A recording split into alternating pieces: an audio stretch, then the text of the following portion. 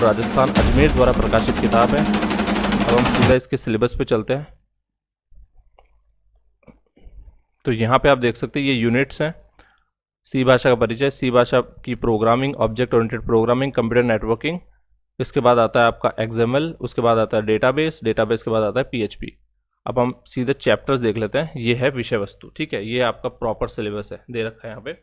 अब देखिए सी भाषा का परिचय, इंट्रोडक्शन टू सी लैंग्वेज, ये 38 पेज का चैप्टर, काफ़ी डिटेल में दे रखा है, अच्छे से समझा रखा है एक एक चीज़।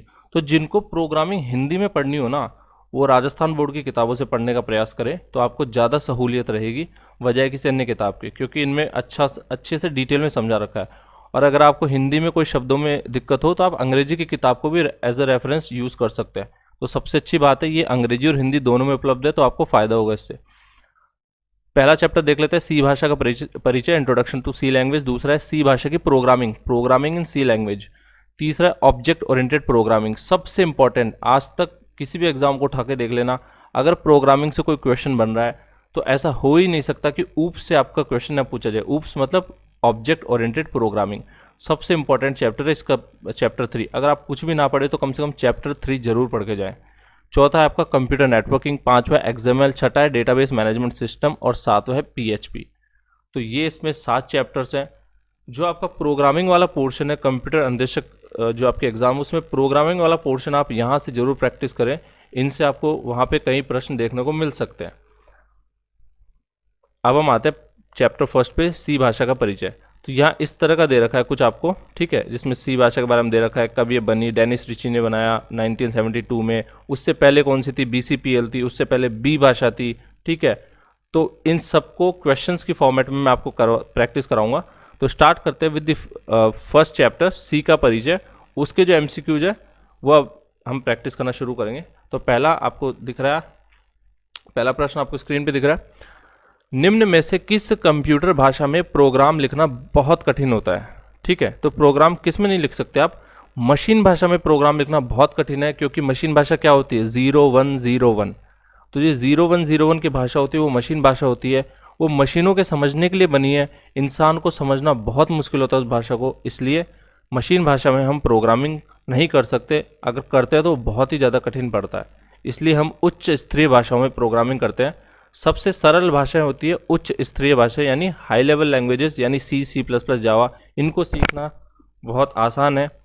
उसके बाद आती है आपकी असेंबली भाषा, वो उच्च स्तरीय भाषाओं से थोड़ी कठिन होती है, और सबसे कठिन होती है मशीन भाषा। तो इन चीज़ों को आपको याद रखना है। इसकी व्याख्या देख लेते हैं। मशीन भाषा में प्रोग्राम लिखना बहुत ही कठिन होता है, क्योंकि इसमें बहुत ही विस्तारित निर्देश समूह होता है, ठीक है।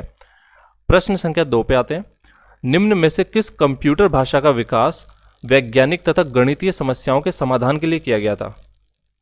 तो यहाँ पे आपका सही उत्तर हो जाएगा दोस्तों फोर्ट्रॉन। तो फोर्ट्रॉन ऐसी भाषा थी, इसकी फुल फॉर्म क्या होती है आपको ये भी याद रखना है। फोर्ट्रॉन की फुल फॉर्म होती है फॉर्मूला ट्रांसलेशन, इसकी फुल फॉर्म होती है। कई बार पूछा गया परीक्षा में कि फोर्ट्रॉन की फुल फॉर्म बताइए, तो इसका पूरा नाम होता है फॉर्मूला ट्रांसलेशन, अच्छे से रट लीजिए इसको। कोबोल की फुल फॉर्म भी कई बार पूछी गई, आपको कोबोल की फुल फॉर्म भी याद रखनी है।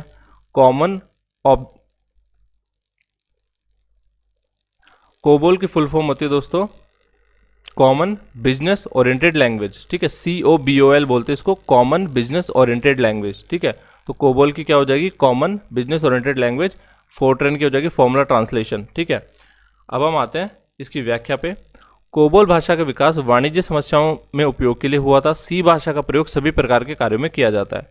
तो यहाँ पे जो सही उत्तर आ जाएगा वो हो जाएगा फर्स्ट फोर्ट्रॉन। अब हम आते हैं प्रश्न संख्या 3 पे, सी भाषा को किसने विकसित किया था। बहुत इजी प्रश्न है, डेनिस रिची ने किया था 1972 में। कहाँ किया था, बेल लैबोरेटरीज में किया था, और यह अमेरिका में स्थित है। प्रश्न संख्या 4, सी भाषा को निम्न में से किस ऑपरेटिंग सिस्टम पर प्रयोग किया जा सकता है। तो सी भाषा को दोस्तों आप किस ऑपरेटिंग सिस्टम पे यूज कर सकते हो यहाँ पे। तो प्रश्न संख्या 4 में पहला ऑप्शन आपका यूनिक्स, दूसरा डॉस, तीसरा उपरोक्त दोनों, चौथा इनमें से कोई नहीं। तो यहाँ पे आपका उपरोक्त दोनों इसमें राइट आंसर आ जाएगा, ठीक है। आप यूनिक्स में भी कर सकते हो और डॉस में भी कर सकते हो सी का यूज। और यहाँ पे व्याख्या क्या है, दोनों ऑपरेटिंग सिस्टम में सी भाषा का कंपाइलर अलग अलग होता है। ठीक है,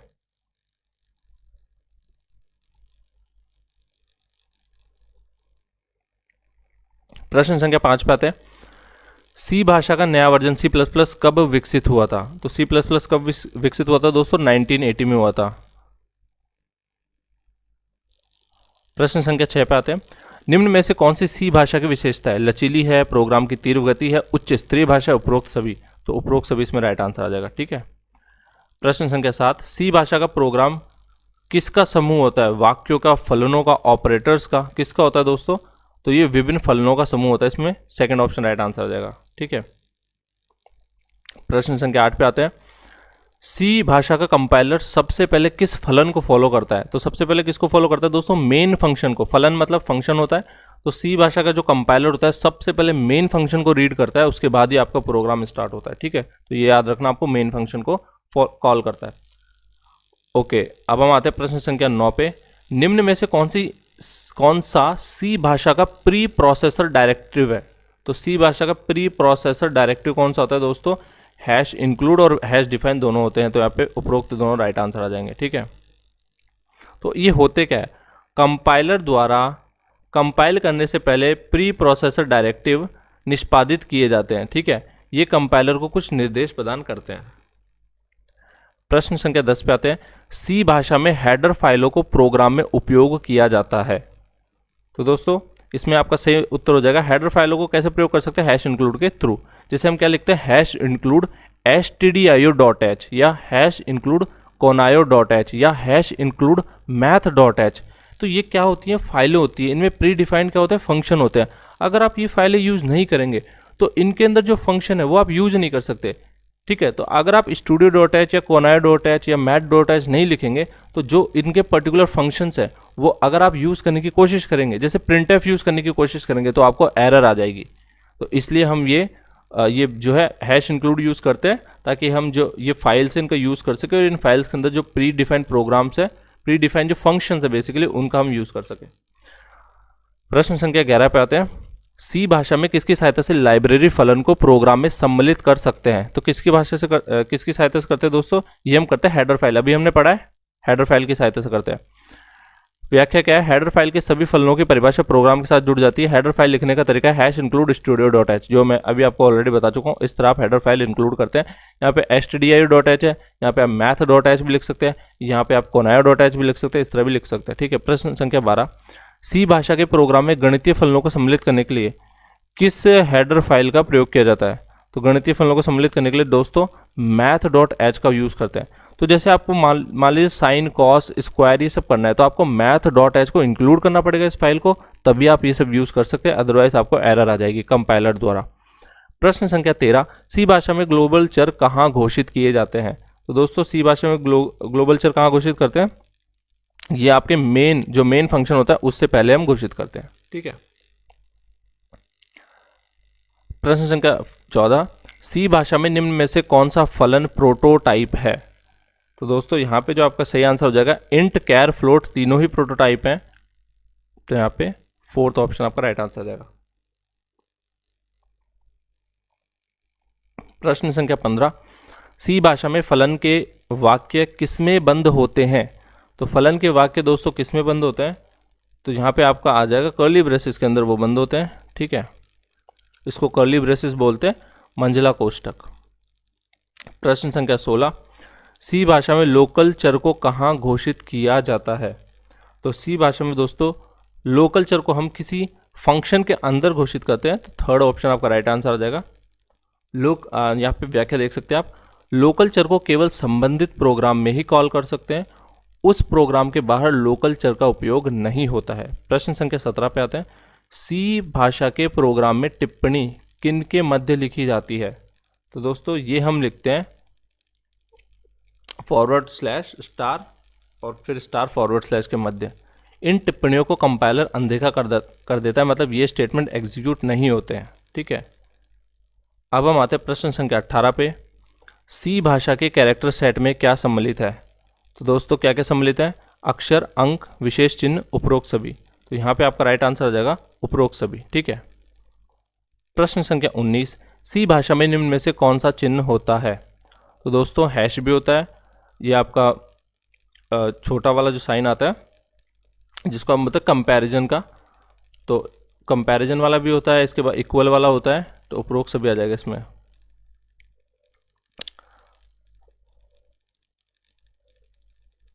अब हम आते हैं प्रश्न संख्या 20 पे। सी भाषा में चर, फलन तथा अचर को यूजर द्वारा दिए गए नाम क्या कहलाते हैं? तो इसको हम क्या बोलते हैं फ्रेंड्स? इसको हम बोलते हैं आइडेंटिफायर्स। ठीक है, आइडेंटिफायर यानी किसी को नाम देना, बेसिकली चर, फलन, अचर को नेम देने को हम बोलते हैं आइडेंटिफायर्स, और हिंदी में इसको बोलते हैं अभिज्ञानक। प्रश्न संख्या 21, सी भाषा में अभिज्ञानक यानी आइडेंटिफायर का प्रथम अक्षर क्या हो सकता है? तो दोस्तों क्या हो सकता है? अंग्रेजी वर्णमाला का अक्षर इसमें सही आंसर आ जाएगा। अंग्रेजी वर्णमाला का अक्षर हो सकता है, अंक नहीं हो सकता प्रथम कभी भी, और रेखांकन चिन्ह भी नहीं हो सकता, अंग्रेजी वर्णमाला का अक्षर हो सकता है। प्रश्न संख्या 22 पे आते हैं। 22 क्या बोल रहा है? अभिज्ञानक आइडेंटिफायर में अधिकतम कितने अक्षर हो सकते हैं? तो दोस्तों इसमें अधिकतम आपके 31 यानी 31 शब्द हो सकते हैं। प्रश्न संख्या 23, जिस आइडेंटिफायर यानी अभिज्ञानक का मान पूरे प्रोग्राम में स्थिर होता है उसे क्या बोलते हैं दोस्तों? तो उसे हम क्या बोलेंगे? उसे हम बोलेंगे अचर यानी कांस्टेंट बोलेंगे, उसको क्या बोलेंगे? कांस्टेंट। अब हम आते हैं प्रश्न संख्या 24 पे। 24 क्या बोल रहे हैं? सी भाषा में संख्यात्मक अचर कितने प्रकार के होते हैं? तो संख्यात्मक अचर कितने प्रकार के होते हैं दोस्तों? संख्यात्मक अचर 2 प्रकार के होते हैं। ठीक है, कौन कौन से होते हैं? पूर्णांक तथा वास्तविक अचर। प्रश्न संख्या 25 पे आते हैं। निम्न में से कौन सा समप्रतीक अचर कैरेक्टर कांस्टेंट्स का उदाहरण नहीं है? तो कैरेक्टर कांस्टेंट का उदाहरण कौन सा नहीं है दोस्तों? तो इसमें से जो आपका ए एम है ये कैरेक्टर कांस्टेंट का उदाहरण नहीं है। तो यहाँ पे व्याख्या देख लेते हैं। अंग्रेजी वर्णमाला के एक अक्षर, अंक या विशेष चिन्ह को एकल कोट में लिखने पर वह समप्रतीक अचर बन जाता है। ठीक है। प्रश्न संख्या 26, निम्न में से कौन सा स्ट्रिंग अचर का उदाहरण है? तो दोस्तों स्ट्रिंग अचर का उदाहरण आपका फर्स्ट वाला ऑप्शन आ जाएगा। प्रश्न संख्या 27, सी भाषा में नई पंक्ति प्रारंभ करने के लिए किसका उपयोग किया जाता है? बहुत ईजी है, तो इसमें आपका जो थर्ड ऑप्शन है वो राइट आंसर आ जाएगा, यानी /n से हम न्यू लाइन स्टार्ट कर सकते हैं। ये भी आप याद रखना, /a से अलर्ट यानी बीप सुनाई देती है, आपने कभी यूज़ किया हो तो बीप की आवाज़ आती है।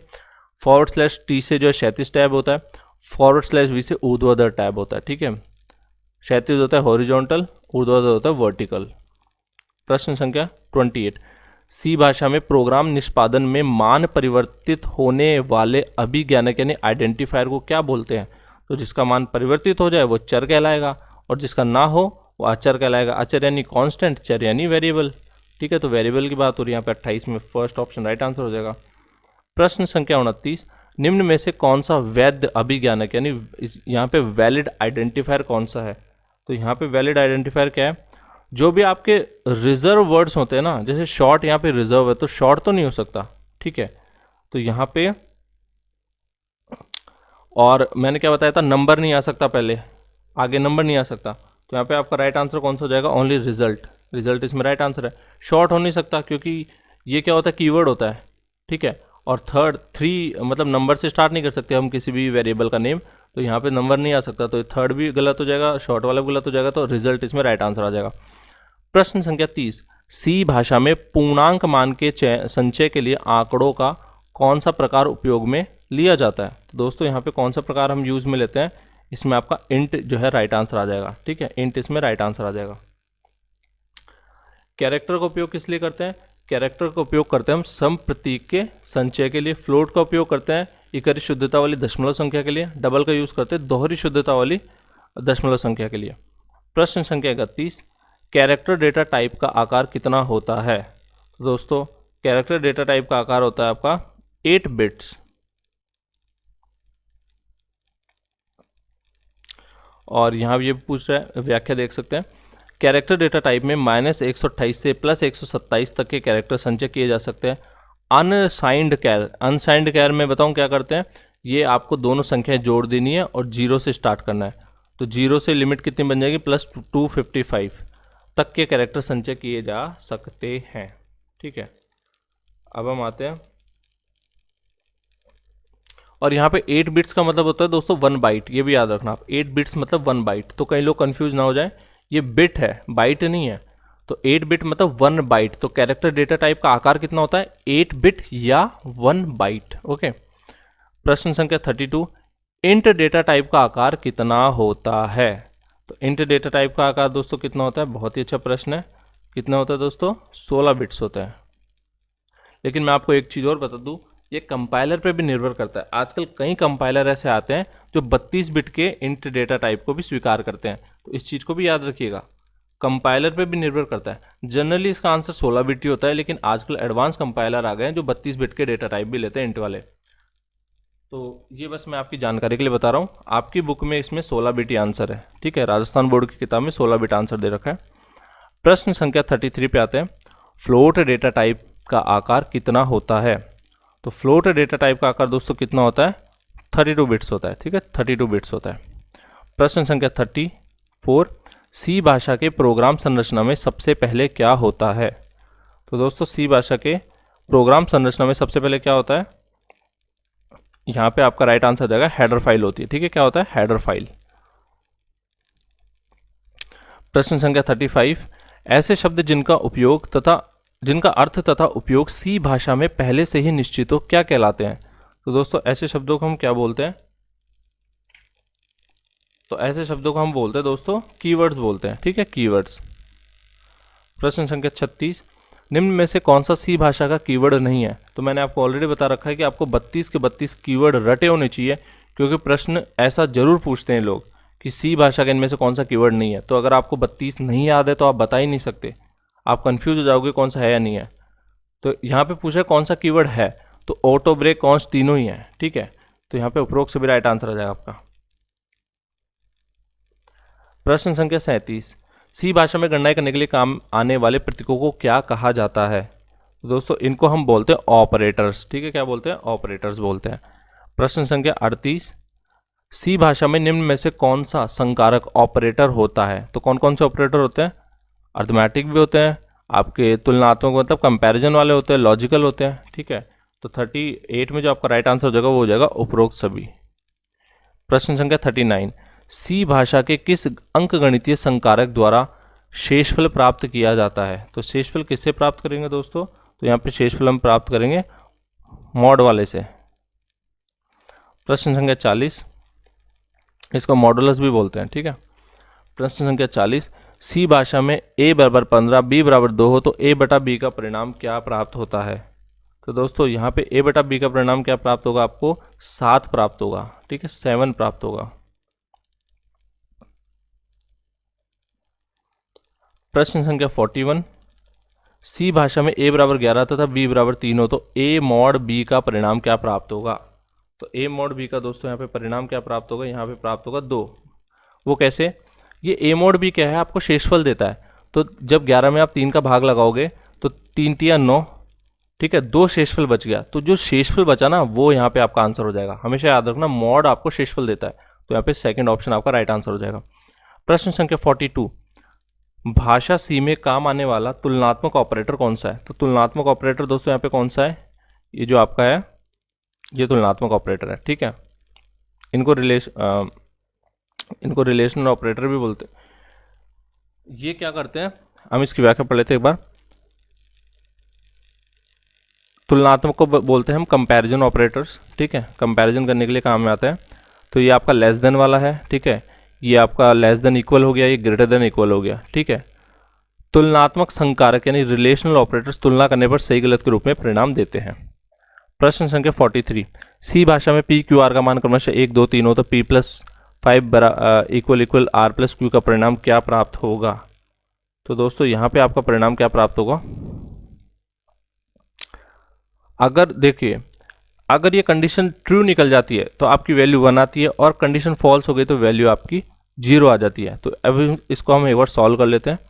p यहाँ पे क्या है, यहाँ पे p आपको 1 दे रखा है, तो ठीक है 1 + 5 तो 6 हो गया।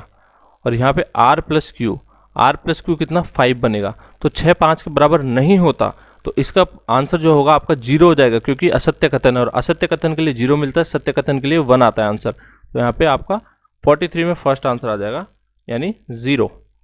प्रश्न संख्या 44 पे आते हैं। सी भाषा के किस तार्किक ऑपरेटर यानी लॉजिकल ऑपरेटर में दोनों ऑपरेंड सत्य होने पर ही परिणाम आता है? तो किस में आता है दोस्तों?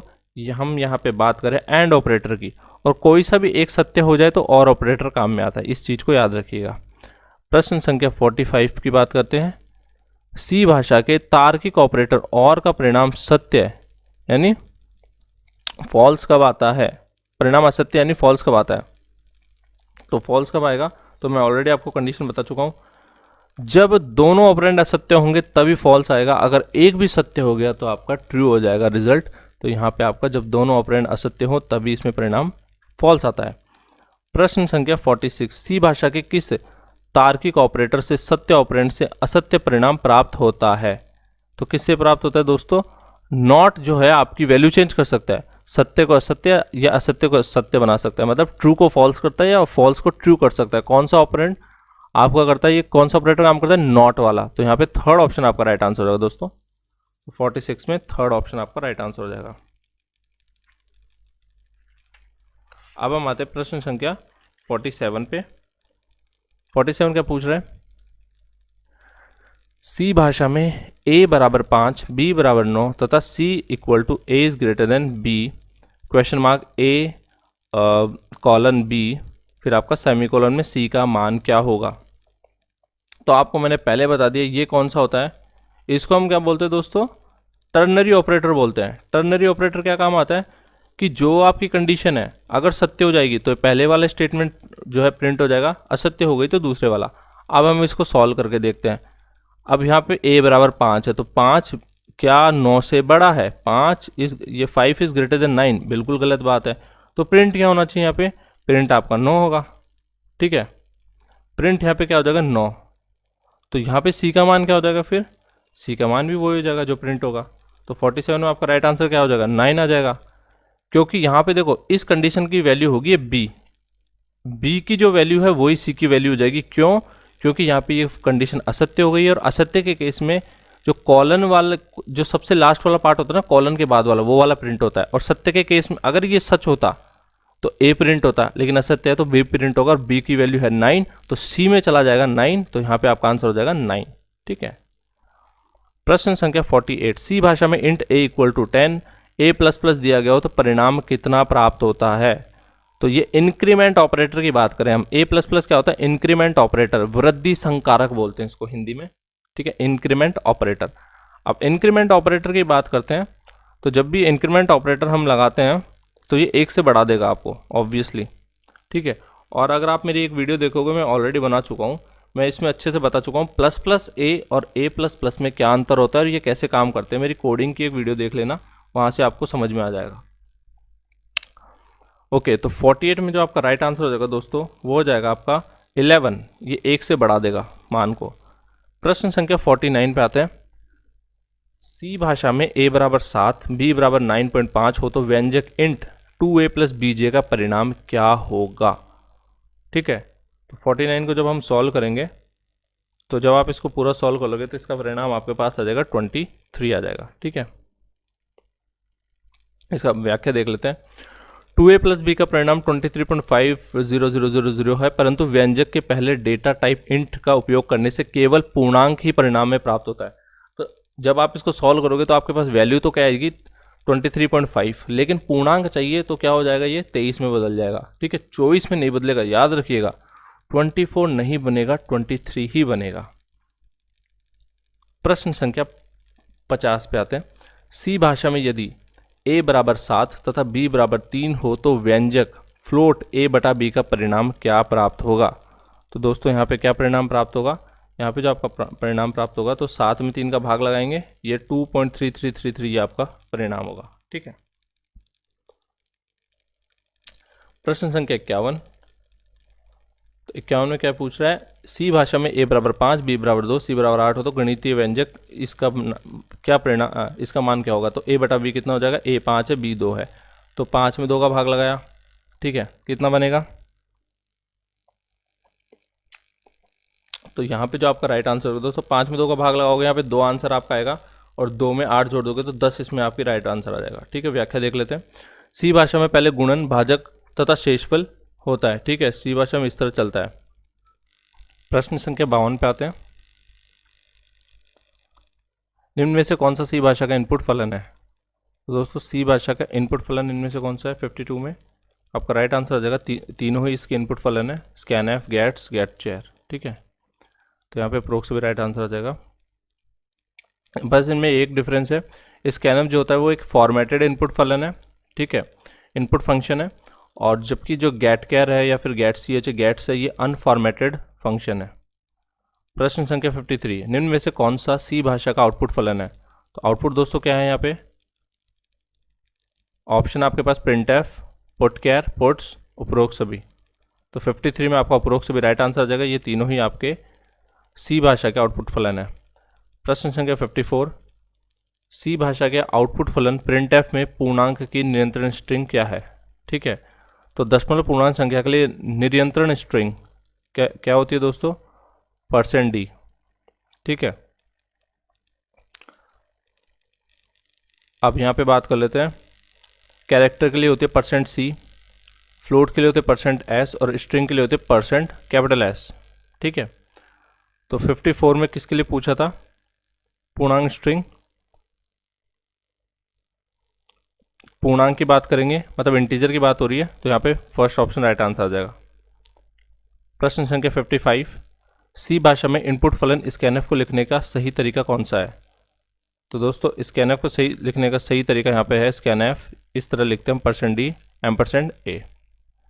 56 पे आते हैं, निम्न में से कौन सा सी भाषा में निर्णय संबंधी कथन का उदाहरण है? तो दोस्तों इफ एल्स और स्विच तीनों ही जो आपके निर्णय संबंधी कथन के उदाहरण है, मतलब उपरोक्त से भी आपका राइट आंसर हो जाएगा। प्रश्न संख्या 57 पे आते हैं। 57 में क्या पूछा? निम्न में से कौन सा सी भाषा में लूप संबंधी कथन का उदाहरण है? तो लूप संबंधी कथन का उदाहरण दोस्तों तीनों ही है, for loop, while loop, do while loop, तीनों ही है, तो उपरोक्त से बीच में राइट आंसर हो जाएगा। प्रश्न संख्या 58, निम्न में से कौन सा सी भाषा में कंट्रोल कथन का उदाहरण है? तो कंट्रोल कथन का उदाहरण दोस्तों तीनों ही है, इफ, ब्रेक, कंटिन्यू, तीनों ही कंट्रोल कथन का उदाहरण है, तो फोर्थ ऑप्शन। 59, सी भाषा में प्रत्येक कथन को किस चिन्ह से पृथक किया जाता है? तो दोस्तों यहाँ पे हम सेमीकोलन का यूज़ करते हैं, तो फोर्थ ऑप्शन आपका राइट आंसर आ जाएगा। प्रश्न संख्या 60, सी भाषा के सभी प्रोग्राम में किसको लिखना अति आवश्यक होता है? ठीक है, तो किसको लिखना अति आवश्यक तो होता है दोस्तों? मेन फंक्शन को लिखना अति आवश्यक है। प्रश्न संख्या 61, सी भाषा के किसी प्रोग्राम में a बराबर 7 हो और if a is greater then 10, print F a is greater then 10 का परिणाम क्या प्राप्त होगा? तो दोस्तों इसमें कोई भी इनपुट प्राप्त नहीं होगा, क्योंकि ये स्टेटमेंट ही रॉन्ग हो जाएगा, तो कुछ प्रिंट नहीं होगा, तो नल, कोई आउटपुट प्राप्त नहीं होगा, फोर्थ ऑप्शन। प्रश्न संख्या 62, सी भाषा में इफ कथन से किसी संख्या के सम होने की जांच कैसे करते हैं? तो दोस्तों ये हम करते हैं, सेकंड जो ऑप्शन आपका राइट आंसर हो जाएगा, इफ एन मॉडुलस 2 = 0। तो मैंने आपको बताया था ये शेषफल निकालता है, तो यहाँ से हम जांच कर सकते हैं कि शेषफल अगर 0 के बराबर होता है, क्योंकि सम संख्या में अगर 2 का भाग देंगे तो शेषफल हमेशा 0 आएगा, तो शेषफल 0 के बराबर हो जाएगा, इसका मतलब आपका जो सम संख्या वाला आप चेक है वो यहाँ पे चेक कर सकते हैं, ठीक है। तो सेकेंड ऑप्शन आपका राइट आंसर हो जाएगा।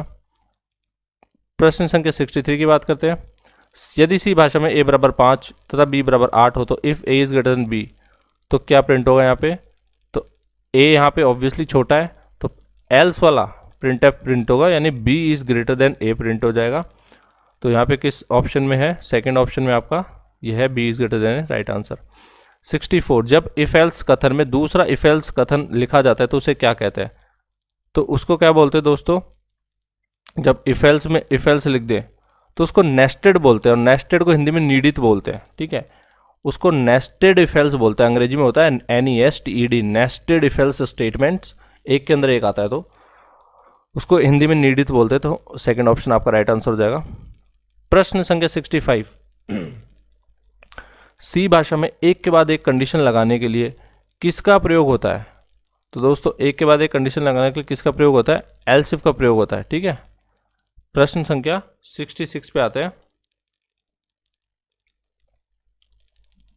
प्रश्न संख्या 66 क्या बोल रही है? सी भाषा के किस कथन में व्यंजक या चर के मानों के अनुसार विभिन्न कथन समूह संपादित किए जाते हैं? इफ कथन, इफ एल्स, स्विच, या इनमें से कोई नहीं? तो 66 में आपका राइट आंसर हो जाएगा दोस्तों स्विच कथन, ठीक है। प्रश्न संख्या 67, सी भाषा में 4i बराबर 0, i is less than 10 i plus plus percent print F percent D और आई को प्रिंट करा रहे का परिणाम क्या प्राप्त होगा। तो आपको पता है फोर लूप है, इसमें इंक्रीमेंट हो रहा है, आई का इनिशियलाइजेशन हमने किससे किया, 0 से किया है, और कहाँ तक जाना है 10 तक, मतलब 10 पे जाके वो ब्रेक हो जाएगा, आई की वैल्यू जैसे 10 होगी तो ब्रेक हो जाएगा। तो इसका परिणाम हमें पता करना है क्या होगा। तो 67 में जो आपका राइट आंसर होगा दोस्तों, ये 0 से 9 तक प्रिंट कर देगा, ठीक है। तो 0 से 9 तक प्रिंट करेगा, थर्ड ऑप्शन आपका राइट आंसर हो जाएगा, क्योंकि 10 पे तो जाके ब्रेक हो जाएगा ये लूप, तो 10 पे ब्रेक हो जाएगा तो ऑब्वियसली 10 तो प्रिंट हो नहीं सकता, तो 10 प्रिंट नहीं होगा तो 9 तक प्रिंट होगा, तो 0 से 9 तक प्रिंट हो जाएगा, ठीक है। प्रश्न संख्या 68, सी भाषा में while I is less than 10 print F percent D comma I plus plus का परिणाम क्या होगा। तो दोस्तों इसका परिणाम आपका क्या होगा,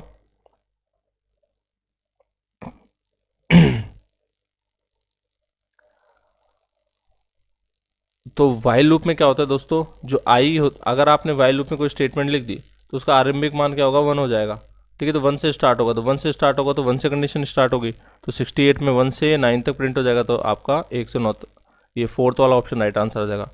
प्रश्न संख्या 69, सी भाषा के किस लूप कथन में सबसे पहले लूप काय को निष्पादित किया जाता है, उसके बाद कंडीशन को जाना जाता है। तो ये हम डू वाइल की बात कर रहे हैं, डू वाइल में ऐसा होता है, ठीक है। प्रश्न संख्या 70, तो 70 में क्या बोल रहा है, नीडित लूप यानी नेस्टेड लूप में सबसे पहले कौन से लूप का समापन होता है।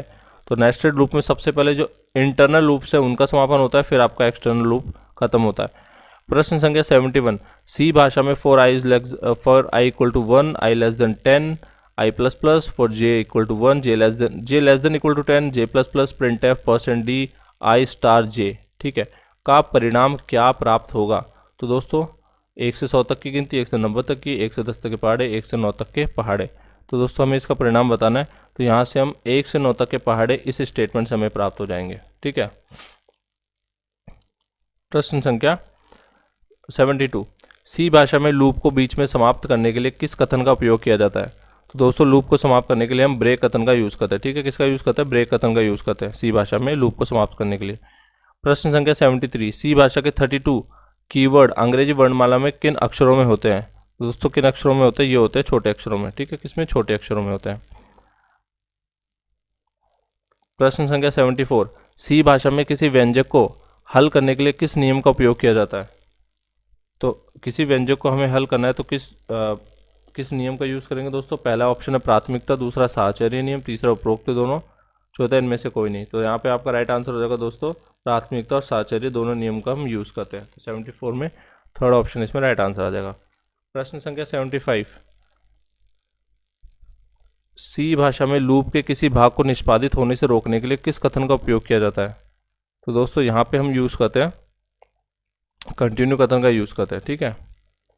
प्रश्न संख्या 76, निम्न में से कौन सा सी भाषा का आरक्षित शब्द नहीं है। ऑलरेडी मैं बता चुका हूँ 32 कीवर्ड्स है, अब उनके अलावा जो भी होगा वो हमें बताना है। तो के, सॉर्ट और डू तो होता है, टोटल नहीं होता, तो फोर्थ ऑप्शन इसमें राइट आंसर हो जाएगा, टोटल कुछ नहीं होता यहाँ पे। 77 में पूछा लॉन्ग डबल डेटा टाइप के लिए प्रिंट एफ में कंट्रोल स्ट्रिंग क्या होती है। ये सब भी आपको पता होनी चाहिए, कंट्रोल स्ट्रिंग्स कौन कौन सी होती है। जैसे परसेंट डी होती है कंट्रोल स्ट्रिंग, तो किसके लिए होती है वो, परसेंट डी आपके इंटीजर के लिए होती है, ठीक है। हिंदी में बोलते हैं दशमलव पूर्णांक। परसेंट एक्स हेक्साडेसिमल के लिए होती है। तो लॉन्ग डबल की बात हो रही है यहाँ पे, तो लॉन्ग डबल के लिए होती है दोस्तों परसेंट कैपिटल एल एफ होती है, ठीक है। परसेंट कैपिटल एल और एफ, ये लॉन्ग डबल के लिए होती है। प्रश्न संख्या 78, यदि i बराबर 8 तथा b बराबर माइनस आई प्लस 3 हो तो b का मान क्या होगा। तो आपको पता है ये जो है डिक्रीमेंट ऑपरेटर होता है, और डिक्रीमेंट ऑपरेटर वो भी आगे लगा हुआ है, तो मतलब पहले ये ऑपरेटर एग्जीक्यूट होगा, उसके बाद इसमें वैल्यू b के अंदर वैल्यू चली जाएगी। तो i की वैल्यू 8 है, 8 पहले 7 बनेगी, तो 7 + 3 10, इसमें आंसर आ जाएगा आपका, तो इसमें 10 आंसर आ जाएगा। लेकिन एक चीज़ और बताना चाहता हूँ आपको, अगर यहाँ पर ऐसा होता b = 3 + i माइनस माइनस या i माइनस माइनस प्लस 3, अगर ऐसा होता दोस्तों तो यहाँ पे आपकी वैल्यू डिक्रीमेंट नहीं होता इसमें, और यहाँ पे आपका आंसर 11 आ जाता, ठीक है। इस चीज़ को याद रखना, माइनस माइनस पहले लग गया इसलिए ये उसी टाइम जो है इसमें एक माइनस होके आपका जो है एडिशन हो गया। लेकिन अगर ये माइनस माइनस वाला जो साइन है वो i के बाद लगता, जैसे i माइनस माइनस जो फोर लूप में हम लगाते हैं ना, i माइनस माइनस, उस टाइम क्या होता, जो आपका उस टाइम क्या होता है रिजल्ट आता है ना, वो एक स्टेटमेंट बाद आता है। तो यहाँ पे तो डायरेक्टली हम सीधा क्या कर रहे हैं, उसमें वैल्यू पुट इंसर्ट करा रहे हैं बी में। तो इस वक्त उस केस में आपका आंसर 11 हो जाता है। इस चीज़ को याद रखिएगा, ठीक है। तो यहाँ पे तो आंसर 10 आएगा आपका। 79 पे आते हैं। For I is equal to 0, J is less than equal to 5, I plus plus for J is equal to I, J is less than equal to 5, J plus plus print F India. उपरोक्त program में India कितनी बार print होगा? तो दोस्तों यहाँ पे India 36 बार print होगा। यहाँ पे आप व्याख्या देख सकते हैं। आई इक्वल टू 0 के लिए जे के 6 मान है, ठीक है। तो 0 1 2 3 5 होंगे। ठीक इसी प्रकार आई इक्वल टू 1 2 3 4 5 प्रत्येक के लिए जे के 6 मान होंगे। तो यहाँ पे 6 इंटू 6 कितना हो जाएगा? 36। आपका 36 बार इंडिया प्रिंट हो जाएगा। और आज का जो लास्ट प्रश्न है, इस चैप्टर का लास्ट प्रश्न, सी भाषा में केस कीवर्ड किस कथन में उपयोग होता है? तो किस में स्विच के साथ आता है ना केस, ठीक है। तो ये आपका पहला चैप्टर समाप्त हो गया। अब हम आते हैं सेकंड चैप्टर पे, जिसका नाम है सी भाषा की प्रोग्रामिंग, ठीक है। सी भाषा की प्रोग्रामिंग। पहले प्रश्न पे आते हैं। सी भाषा में एक ही प्रकार के कई आंकड़ों को किसमें संचय कर सकते हैं? तो दोस्तों एक ही प्रकार के डेटा को अगर मुझे संचय करना है तो मैं क्या यूज में लूंगा? एरे यूज में लूंगा। तो यहाँ पे आपका सही आंसर हो जाएगा दोस्तों एरे, ठीक है। व्याख्या देख लेते हैं। यदि किसी कक्षा के 50 छात्रों के अंकों को स्टोर करना हो तो एरे मार्क 50 काम में ले सकते हैं, ठीक है। कुछ भी नेम दे सकते हो आप, मार्क हो गया, स्टूडेंट हो गया, वॉट ब्रैकेट में वैल्यू लिखते हैं उसकी, ठीक है। प्रश्न संख्या 2, एरे की घोषणा में कितनी चीज़ों की घोषणा की जाती है? तो एरे की घोषणा करते वक्त क्या 3 चीज़ों की घोषणा की जाती है? क्या क्या? एक तो एरे का प्रकार क्या है, एरे का नाम और एरे की क्षमता, ठीक है। इन 3 चीज़ों की घोषणा की जाती है। याद रखना, जब भी आप एक एरे डिक्लेयर कर रहे हो तो एरे डिक्लेरेशन के समय आपको टाइप ऑफ द एरे बताना पड़ेगा, name of the array and उसकी कैपेसिटी कितनी होगी, ठीक है। ये सब बताना पड़ेगा। प्रश्न संख्या 3, एरे पर संक्रियाएं करने के लिए किसकी आवश्यकता होती है? तो एरे पर दोस्तों आपको संक्रिया करने तो किसकी आवश्यकता होगी दोस्तों? तो यहाँ पे आपको फोर लूप की आवश्यकता पड़ेगी, ठीक है। फोर लूप इसमें राइट आंसर आ जाएगा। प्रश्न संख्या 4, सी भाषा में एरे कितने प्रकार के होते हैं? तो दोस्तों सी भाषा में एरे कितने प्रकार के होते हैं? तो प्रश्न संख्या 4 में आपका राइट आंसर हो जाएगा 2 प्रकार के होते हैं। एक तो होते हैं वन डायमेंशनल और एक होता है मल्टी डायमेंशनल, ठीक है। वन डायमेंशनल जिसको एक विमीय एरे बोलते हैं, ठीक है, हिंदी में, और बहुविमीय को बोलते हैं मल्टी डायमेंशनल एरे, ठीक है। प्रश्न संख्या 5 पे आते हैं। एक कक्षा में 20 छात्र हों तथा प्रत्येक छात्र के 5 विषयों के अंक भंडारित करने के लिए किस प्रकार के एरे का उपयोग किया जाएगा? तो दोस्तों यहाँ पे हम मल्टी डायमेंशनल एरे का यूज करेंगे, ठीक है। प्रश्न संख्या 6, एक बहुविमीय एरे यानी मल्टी डायमेंशनल एरे A55 का पहला अवयव क्या होगा? तो दोस्तों इसका पहला अवयव क्या होगा? तो यहाँ पे पहला अवयव होता है दोस्तों 0 से स्टार्ट होती है इंडेक्सिंग, तो A00। हमेशा याद रखना एरे में इंडेक्सिंग कहाँ से स्टार्ट होती है? इंडेक्सिंग 0 से स्टार्ट होती है, तो A00 इसमें राइट आंसर हो जाएगा। प्रश्न संख्या 7 पे आते हैं। एरे मैट 33 और इसमें ये वैल्यूज है और में अवयव मैट 20 का मान क्या होगा? तो दोस्तों मैट 20 का मान यहाँ पे क्या हो जाएगा? यहाँ पे उसका मान हो जाएगा आपका 6 हो जाएगा। तो यहाँ पे व्याख्या देख लेते हैं। एरे मैट 33 है कि सभी अवयव क्रमशः क्या होंगे? मैट 00, मैट 01, 02, 10, 11 और ये इस तरह की आ जाएगा। तो हमें तो बस इसमें देखना है कि देखो मैट 00 पे क्या वैल्यू आ रही है? 1, 01 पे आ रही है 2, 02 पे आ रही है 3, फिर 10 पे आ रही है 4, फिर 11 पे क्या आ रही है 5, फिर 12 पे आ रही है 5, फिर मैट 20 पे आ रही है 6। और हमें क्या पूछा था? मैट 20, यानी इस 6 की बात हो रही है। तो यहाँ पे मैट 20 की वैल्यू क्या आ जाएगी? 6 आ जाएगी, ठीक है। प्रश्न संख्या 8 पे आते हैं। सी भाषा में सम प्रतीकों का एरे किसे कहा जाता है? तो सी भाषा में जो सम प्रतीकों का एरे है उसको हम बोलते हैं स्ट्रिंग को बोलते हैं, ठीक है। तो 8 में जो आपका क्वेश्चन नंबर 8 में स्ट्रिंग आपका राइट आंसर आ जाएगा। व्याख्या देख सकते हैं आप। सम प्रतीकों का समूह एरे स्ट्रिंग कहलाता है। स्ट्रिंग को डबल कोटेशन में बंद किया हो तो वह अचर स्ट्रिंग होती है, ठीक है। क्या होती है? कांस्टेंट स्ट्रिंग होती है अगर उसको डबल कोटेशन में बंद किया हो। प्रश्न संख्या 9 पे आते हैं। स्ट्रिंग चर की घोषणा करने का सही रूप कौन सा है? तो दोस्तों स्ट्रिंग चर की घोषणा आप कैसे कर सकते हो, उसका आपको सही रूप बताना है, सही फॉर्मेट बताना है। तो यहाँ पे आपका जो फोर्थ है कैरेक्टर स्ट्रिंग नेम साइज, ये इसका सही फॉर्मेट हो जाएगा। ठीक है, प्रश्न संख्या 10, सी भाषा में स्ट्रिंग कैर A20 में इनपुट का सही तरीका क्या है। ठीक है, तो दोस्तों इसमें इनपुट का सही तरीका क्या हो जाएगा, आपका फोर्थ ऑप्शन आपका राइट आंसर हो जाएगा, स्कैनफ %a। ये इनपुट का इसमें सही तरीका है।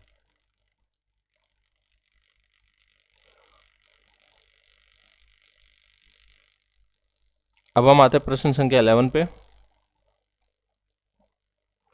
कैर नेम 20 स्कैनफ %5 नेम। उपरोक्त तरीके में रामचंद्र इनपुट देते तो स्ट्रिंग में क्या स्टोर होगा। तो दोस्तों स्ट्रिंग में यहाँ पे क्या स्टोर होगा, ओनली राम स्टोर होगा। तो व्याख्या देख लेते हैं। उपरोक्त तरीके से स्ट्रिंग में रिक्त स्थान आने पर तक ही पढ़ सकते हैं। ठीक है, जैसे ही रिक्त स्थान आएगा उसके बाद वो रीड नहीं करेगा, इसलिए यहाँ पे राम ही प्रिंट होगा। और इस समस्या का समाधान करने के लिए हम निरंतरक स्ट्रिंग यूज में लेते हैं, जैसे स्कैनफ %, फिर आपका जो है साइन आ जाएगा इस तरह /n वाला और फिर नेम। ठीक है, इस तरह आप इसमें जो आपका स्पेस वाली प्रॉब्लम है वो दूर कर देंगे। प्रश्न संख्या 12, सी भाषा की लाइब्रेरी में दो स्ट्रिंग को जोड़ने के लिए कौन सा फलन होता है। तो किस फंक्शन का यूज़ करता है, अगर मैं दो स्ट्रिंग्स को कॉनकैटिनेट करना है तो स्ट्रिंग कैट का यूज़ करेंगे। अब यहाँ पे जो अदर ऑप्शन है वो भी बहुत इंपॉर्टेंट है, उनको भी देख लेते हैं। str कंपेयर, तो ये स्ट्रिंग कंपेयर वाला होता है, दो स्ट्रिंग्स की तुलना करने के लिए, मतलब अगर मुझे दो स्ट्रिंग्स में कंपैरिजन करना है तो मुझे strcmp का यूज़ करना पड़ेगा। स्ट्रिंग कॉपी के लिए strcpy का यूज़ करते हैं, और स्ट्रिंग लेंथ नापने के लिए strlen का यूज़ करते हैं। तो ये तीनों ही फंक्शन, ये चारों ही फंक्शन आपको अच्छे से रटे होने चाहिए, स्ट्रिंग्स के केस में बहुत इंपॉर्टेंट फंक्शन है। प्रश्न संख्या 13, दो स्ट्रिंग की तुलना करने का फलन str कंपेयर दिस दैट का परिणाम क्या होगा। तो यहाँ पे दोस्तों, यहाँ पे आपका परिणाम होगा पॉजिटिव। कैसे होगा देखो, अगर स्ट्रिंग 1 और स्ट्रिंग 2 मिल जाए तो परिणाम 0 होता है। अगर स्ट्रिंग 1 स्ट्रिंग 2 से छोटी हो तो ऋणात्मक, और स्ट्रिंग 1 स्ट्रिंग 2 से बड़ा हो तो धनात्मक।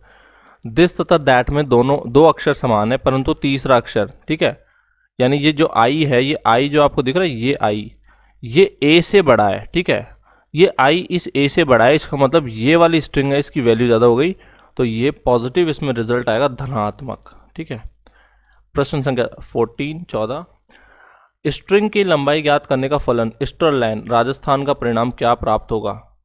तो स्ट्रिंग की लेंथ ज्ञात करनी है, तो हम पहले इसके कैरेक्टर काउंट कर लेते हैं, 1 2 3 4 5 6 7 8 9, तो 9 तो इसमें कैरेक्टर हो गए। ठीक है, और उसमें एक नल कैरेक्टर भी हम ऐड करते हैं, तो इसमें 10 आपका आंसर आ जाएगा। ठीक है, प्रश्न संख्या 15, किसी सी प्रोग्राम में प्रत्येक समस्या के लिए बनाए गए अलग अलग प्रोग्राम खंड क्या कहलाते हैं। तो इनको दोस्तों बोलते हैं फंक्शन। ठीक है, फर्स्ट ऑप्शन राइट आंसर। प्रश्न संख्या 16, सी भाषा में मेन फंक्शन के पहले किसका उपयोग किया जाता है। तो मेन के पहले किसका यूज़ करते हैं दोस्तों, हम वॉइड का यूज़ करते हैं। 17, सी भाषा के प्रोग्राम में फलन का उपयोग करने का क्या लाभ है। तो दोस्तों ये सारे ही लाभ होते हैं, उपरोक्त सभी इसमें राइट आंसर आ जाएगा। 18, सी भाषा में फलनों को कितने भागों में बांटा जाता है, 2 3 4 या 5। तो दोस्तों इसमें हम 2 भागों में बांट सकते हैं, कौन कौन से हैं, लाइब्रेरी और प्रयोक्ता। प्रश्न संख्या 19, सी भाषा की studio.h हेडर फाइल में निम्न में से कौन सा लाइब्रेरी फलन शामिल होता है। बहुत ही अच्छा क्वेश्चन, स्टार मार्क कर लेना दोस्तों, स्टार मार्क कर लेना इस क्वेश्चन को, बहुत बहुत अच्छा प्रश्न है।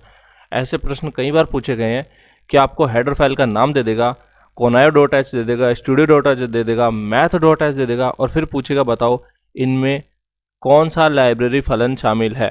ठीक है, तो ये आपको कई बार पूछा जा चुका है, इसलिए ऐसे क्वेश्चंस की अच्छे से प्रैक्टिस कर लेना, ढंग से पढ़ लेना। studio.h में क्या है, conayo में क्या है, math.h में क्या है, कौन कौन से फंक्शंस है, ये सारे फंक्शंस आपको रटे होने चाहिए। तो यहाँ पे जो आपका राइट आंसर हो जाएगा दोस्तों 19वें में, वो हो जाएगा उपरोक्त सभी, मतलब गेट कैर, प्रिंटफ, स्कैनफ तीनों ही आपके studio.h में होते हैं, इसलिए हम इसको लिखते हैं। अगर आप इसको नहीं लिखोगे तो आपको कंपाइल टाइम एरर आ जाएगी। प्रश्न संख्या 20, सी भाषा की math.h हेडर फाइल में निम्न में से कौन सा लाइब्रेरी फलन शामिल नहीं होता?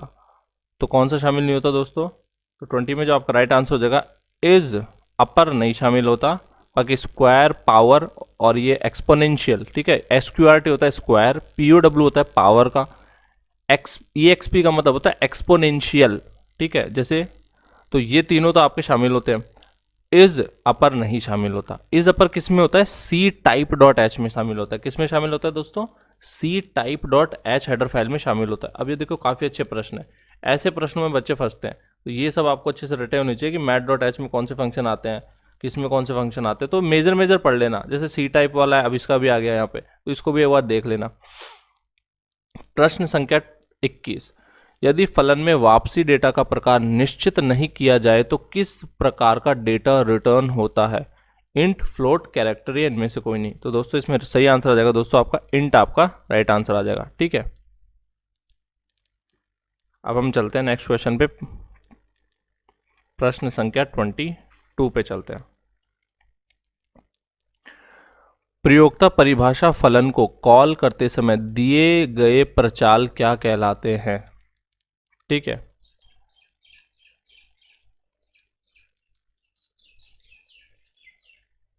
तो यहाँ पे ऑप्शंस क्या क्या आपके? वास्तविक, औपचारिक, काल्पनिक या इनमें से कोई नहीं। तो 22 में आपका राइट आंसर है वो वास्तविक, ठीक है। 23, सी भाषा के किसी प्रोग्राम में किसी फलन को कैसे कॉल कर सकते हैं? तो दोस्तों 23 में आपका राइट आंसर हो जाएगा कॉल बाय वैल्यू और कॉल बाय एड्रेस, दोनों तरीके से कर सकते हो, उपरोक्त दोनों आपका राइट आंसर हो जाएगा। 24, संकेतक चर में क्या स्टोर होता है? तो संकेतक चर में क्या क्या स्टोर होता है दोस्तों? तो यहाँ पे आपका कोई भी मान आपका स्टोर हो सकता है, ठीक है, कोई भी मान आपका स्टोर हो सकता है, तो सेकंड ऑप्शन राइट आंसर आ जाएगा। 25, सी भाषा में किस स्थान से प्रयोक्ता परिभाषित फलन से मुख्य फलन में मान भेजे जाते हैं? ठीक है, तो किसके थ्रू कर सकते हैं हम? ये रिटर्न के थ्रू हम कर सकते हैं, थर्ड ऑप्शन। तो ये कंटिन्यू के थ्रू करते हैं, ये नहीं होगा, कंटिन्यू होगा यहाँ पे।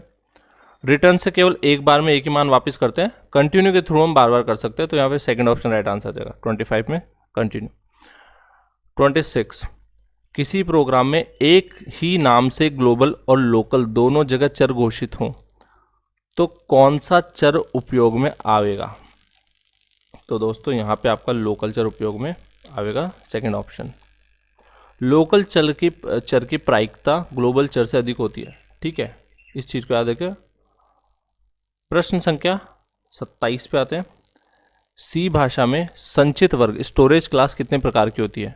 तो मैं ऑलरेडी कई बार आपको पढ़ा चुका हूँ, ऑटो, एक्सटर्नल, स्टैटिक और रजिस्टर, 4 तरह की क्लासेज होती है, तो 27 में आपका 4 राइट आंसर आ जाएगा।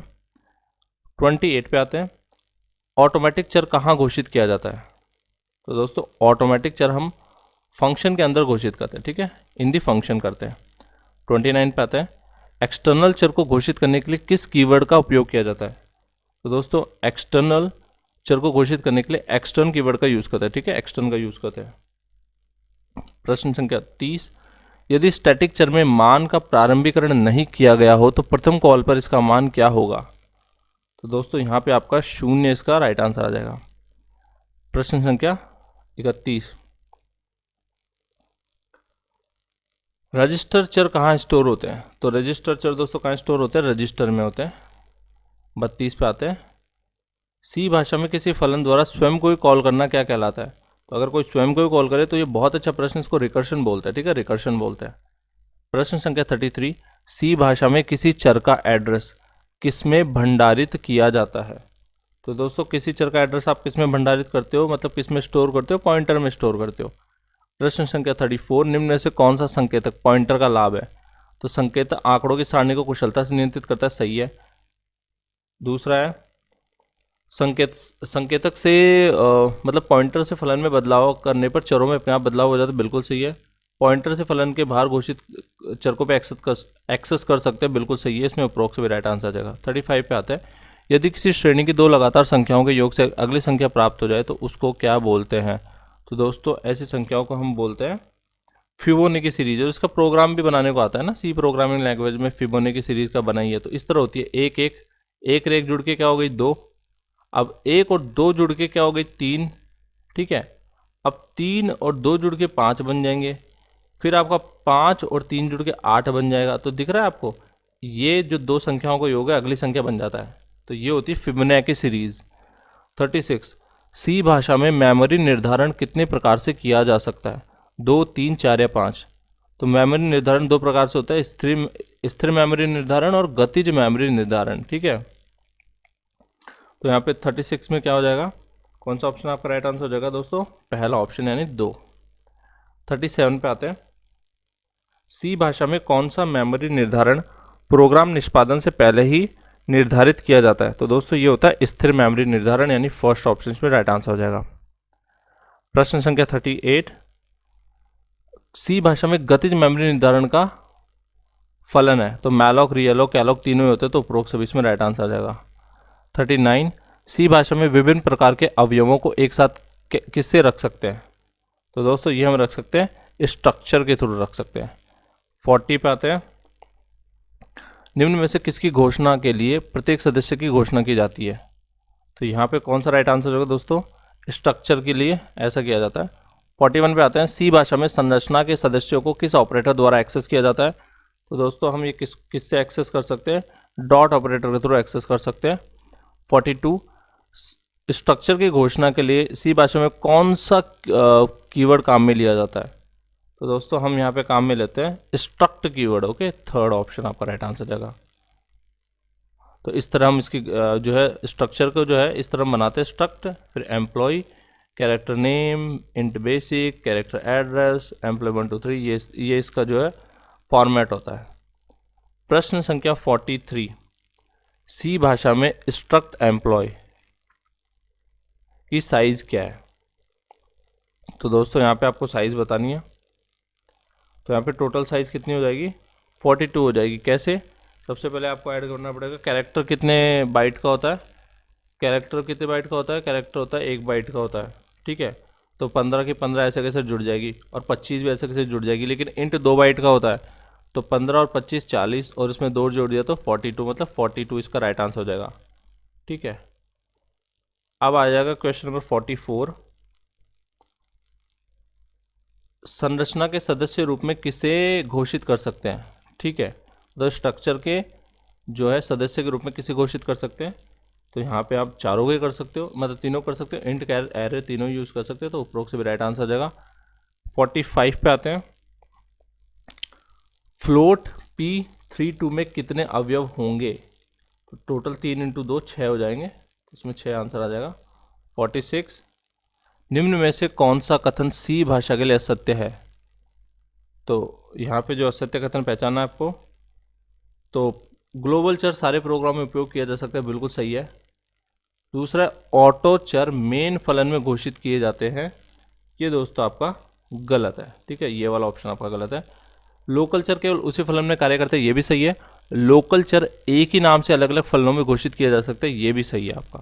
ठीक है, 47 पे आते हैं, int a = 12, int star b = %a, print %d, b क्या प्रिंट होगा? तो दोस्तों यहाँ पे आपका a चर का एड्रेस प्रिंट हो जाएगा। ठीक है, 48 में आता है, सी भाषा की किस हेडर फाइल में FABS फलन होता है? तो किस हेडर फाइल में होता है दोस्तों? ये होता है आपकी math.h में। ठीक है, अब हम आते हैं क्वेश्चन संख्या 49 पे। ठीक है, ऑटोमेटिक चर का प्रारंभिक मान क्या होता है? ऑटोमेटिक चर का प्रारंभिक मान होता है गार्बेज वैल्यू। ठीक है, निम्न में से कौन सा चर घोषित फलन की सीमा में कार्य करता है? तो ये ऑटोमेटिक, स्टैटिक, रजिस्टर तीनों ही करते हैं, तो इसमें उपरोक्त से भी राइट आंसर हो जाएगा। ठीक है, अब हम आते हैं नेक्स्ट चैप्टर पे, जिसका नाम है ऊप्स, और सबसे इम्पॉर्टेंट चैप्टर है, सबसे इम्पॉर्टेंट चैप्टर है इस पूरी बुक का, क्योंकि प्रोग्रामिंग में सबसे ज़्यादा सवाल पूछे जाते हैं आपके ऑब्जेक्ट ओरिएंटेड प्रोग्रामिंग कंसेप्ट से पूछे जाते हैं, इसलिए इसको आपको बहुत अच्छे से पढ़ना है। पहले प्रश्न से शुरुआत करते हैं। चैप्टर का नाम आपने देख लिया, ऊप्स यानी ऑब्जेक्ट ओरिएंटेड प्रोग्रामिंग। तो पहला क्वेश्चन है, निम्न में से कौन सी कंप्यूटर प्रोग्रामिंग की भाषा है? ठीक है, तो कौन कौन सी है? फोर्ट्रॉन है, फोर्ट्रॉन की फुल फॉर्म ऑलरेडी मैं बता चुका हूँ आपको, फॉर्मूला ट्रांसलेशन। दूसरी पास्कल है, तीसरी कोबोल है, common business oriented language COBOL को बोलते हैं। यहाँ पे उपरोक्त सभी आपका राइट आंसर आ जाएगा। ठीक है, प्रश्न संख्या 2 पे आते हैं। निम्न में से कौन सा प्रक्रियात्मक प्रोग्रामिंग का लाभ है? ठीक है, तो प्रक्रियात्मक प्रोग्रामिंग का लाभ कौन सा है दोस्तों? इसमें उपरोक्त सभी यानी तीनों ही आपके लाभ हैं यहाँ पे। तीसरा ऑप्शन, प्रक्रियात्मक प्रोग्रामिंग में एक ही प्रकार के आदेशों के समूह को पुनः किसकी सहायता से काम में ले सकते हैं? तो दोस्तों ये हम काम में ले सकते हैं प्रोसीजर के थ्रू। ठीक है, प्रश्न संख्या 4, प्रक्रियात्मक प्रोग्रामिंग में मुख्य प्रोग्राम में किसी प्रोसीजर को कॉल करने पर नियंत्रण मुख्य प्रोग्राम से में कहाँ वापस आता है? तो दोस्तों ये आपके आता है जिस अनुदेश से भेजा गया था उससे अगले अनुदेश पर आपका कंट्रोल आ जाता है। ठीक है, प्रश्न संख्या 5, प्रक्रियात्मक, ठीक है, प्रक्रियात्मक प्रोग्रामिंग में किसके नियंत्रण में प्रोसीजरों का निष्पादन होता है? तो दोस्तों ये होता है आपके मुख्य प्रोग्राम के नियंत्रण में। अब हम आते हैं प्रश्न संख्या 6 पे। मॉड्यूलर प्रोग्रामिंग में मॉड्यूल क्या होता है? तो दोस्तों मॉड्यूल होता है प्रोसीजर्स का जो कलेक्शन होता है, उसी को मॉड्यूल बोलते हैं। प्रश्न संख्या 7, कंप्यूटर के क्षेत्र में ऊप का पूरा नाम क्या है? तो ऊप का पूरा नाम क्या है दोस्तों? Object oriented programming. फर्स्ट वाला ऑप्शन आपका राइट आंसर आ जाएगा। प्रश्न संख्या 8, किस प्रकार की प्रोग्रामिंग भाषा में उप प्रोग्राम और उनमें काम में आने वाले डेटा एक साथ होते हैं? तो दोस्तों किन में होते हैं ये होते हैं आपके ऑब्जेक्ट ओरिएंटेड प्रोग्रामिंग में। ठीक है, प्रश्न संख्या 9, ऊप में एक ऑब्जेक्ट में क्या संग्रहित किया जा सकता है? तो क्या संग्रहित कर सकते हैं दोस्तों? आदेश और डेटा दोनों संग्रहित कर सकते हैं। ठीक है, ऑब्जेक्ट ओरिएंटेड प्रोग्रामिंग में किसी ऑब्जेक्ट को क्रिया करने के लिए कौन कह सकता है? तो यहाँ पे आप कह सकते हैं कोई भी ऑब्जेक्ट ऐसा करने को कह सकता है।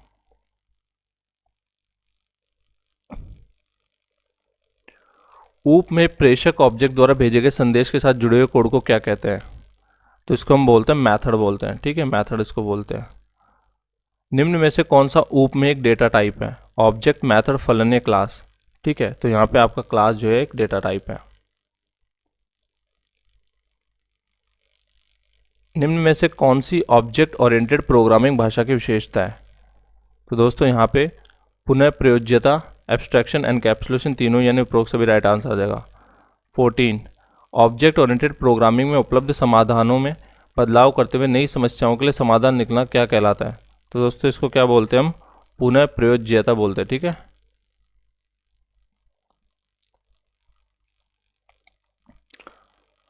ऑब्जेक्ट ओरिएंटेड प्रोग्रामिंग में डेटा तथा फलन को एक साथ परिभाषित करना क्या कहलाता है?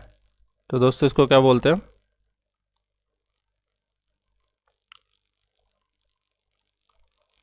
इसको हम बोलते हैं दोस्तों एनकैप्सुलेशन। ठीक है, 15 में आपका आ जाएगा एनकैप्सुलेशन।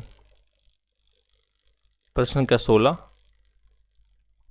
एक क्लास में परिभाषित डेटा का उपयोग बिना अन्य विवरण और स्पष्टीकरण के किया जाना क्या कहलाता है? तो दोस्तों इसको एब्स्ट्रैक्शन बोलते हैं। इससे आपकी प्रोग्रामिंग क्या होती है? सिक्योर हो जाती है। ठीक है, प्रश्न संख्या 17 पे आते हैं। एक ही ऑब्जेक्ट को विभिन्न रूपों में काम में लेना क्या कहलाता है? दोस्तों इसको बोलते हैं बहुरूपता। इसको इंग्लिश में क्या बोलते हैं दोस्तों? पॉलीमॉर्फिज्म। ठीक है, पॉलीमॉर्फिज्म बोलते हैं। प्रश्न संख्या 18 पे आते हैं। ऑब्जेक्ट ओरिएंटेड समस्या के समाधान की प्रक्रिया के कितने चरण हैं दोस्तों? तो इसके आपके टोटल 4 चरण हैं। कौन कौन से हैं? पहले तो आइडेंटिफाई द प्रॉब्लम यानी समस्या को पहचानना, तो जो आपके नेसेसरी ऑब्जेक्ट्स उनको पहचानना, देन ऑब्जेक्ट्स को भेजे जाने वाले संदेशों को पहचानना, चौथा है आपका संदेशों के क्रम का निर्माण करना। प्रश्न संख्या 19, निम्न में से कौन सा ऑब्जेक्ट ओरिएंटेड प्रोग्रामिंग का लाभ है? तो कौन कौन सा लाभ है दोस्तों? प्रोग्रामिंग आसान होती है, क्लास में सूचनाएं सुरक्षित रहती है, कोड पोर्टेबिलिटी की सुविधा रहती है। उपरोक्त से 20 में राइट आंसर हो जाएगा।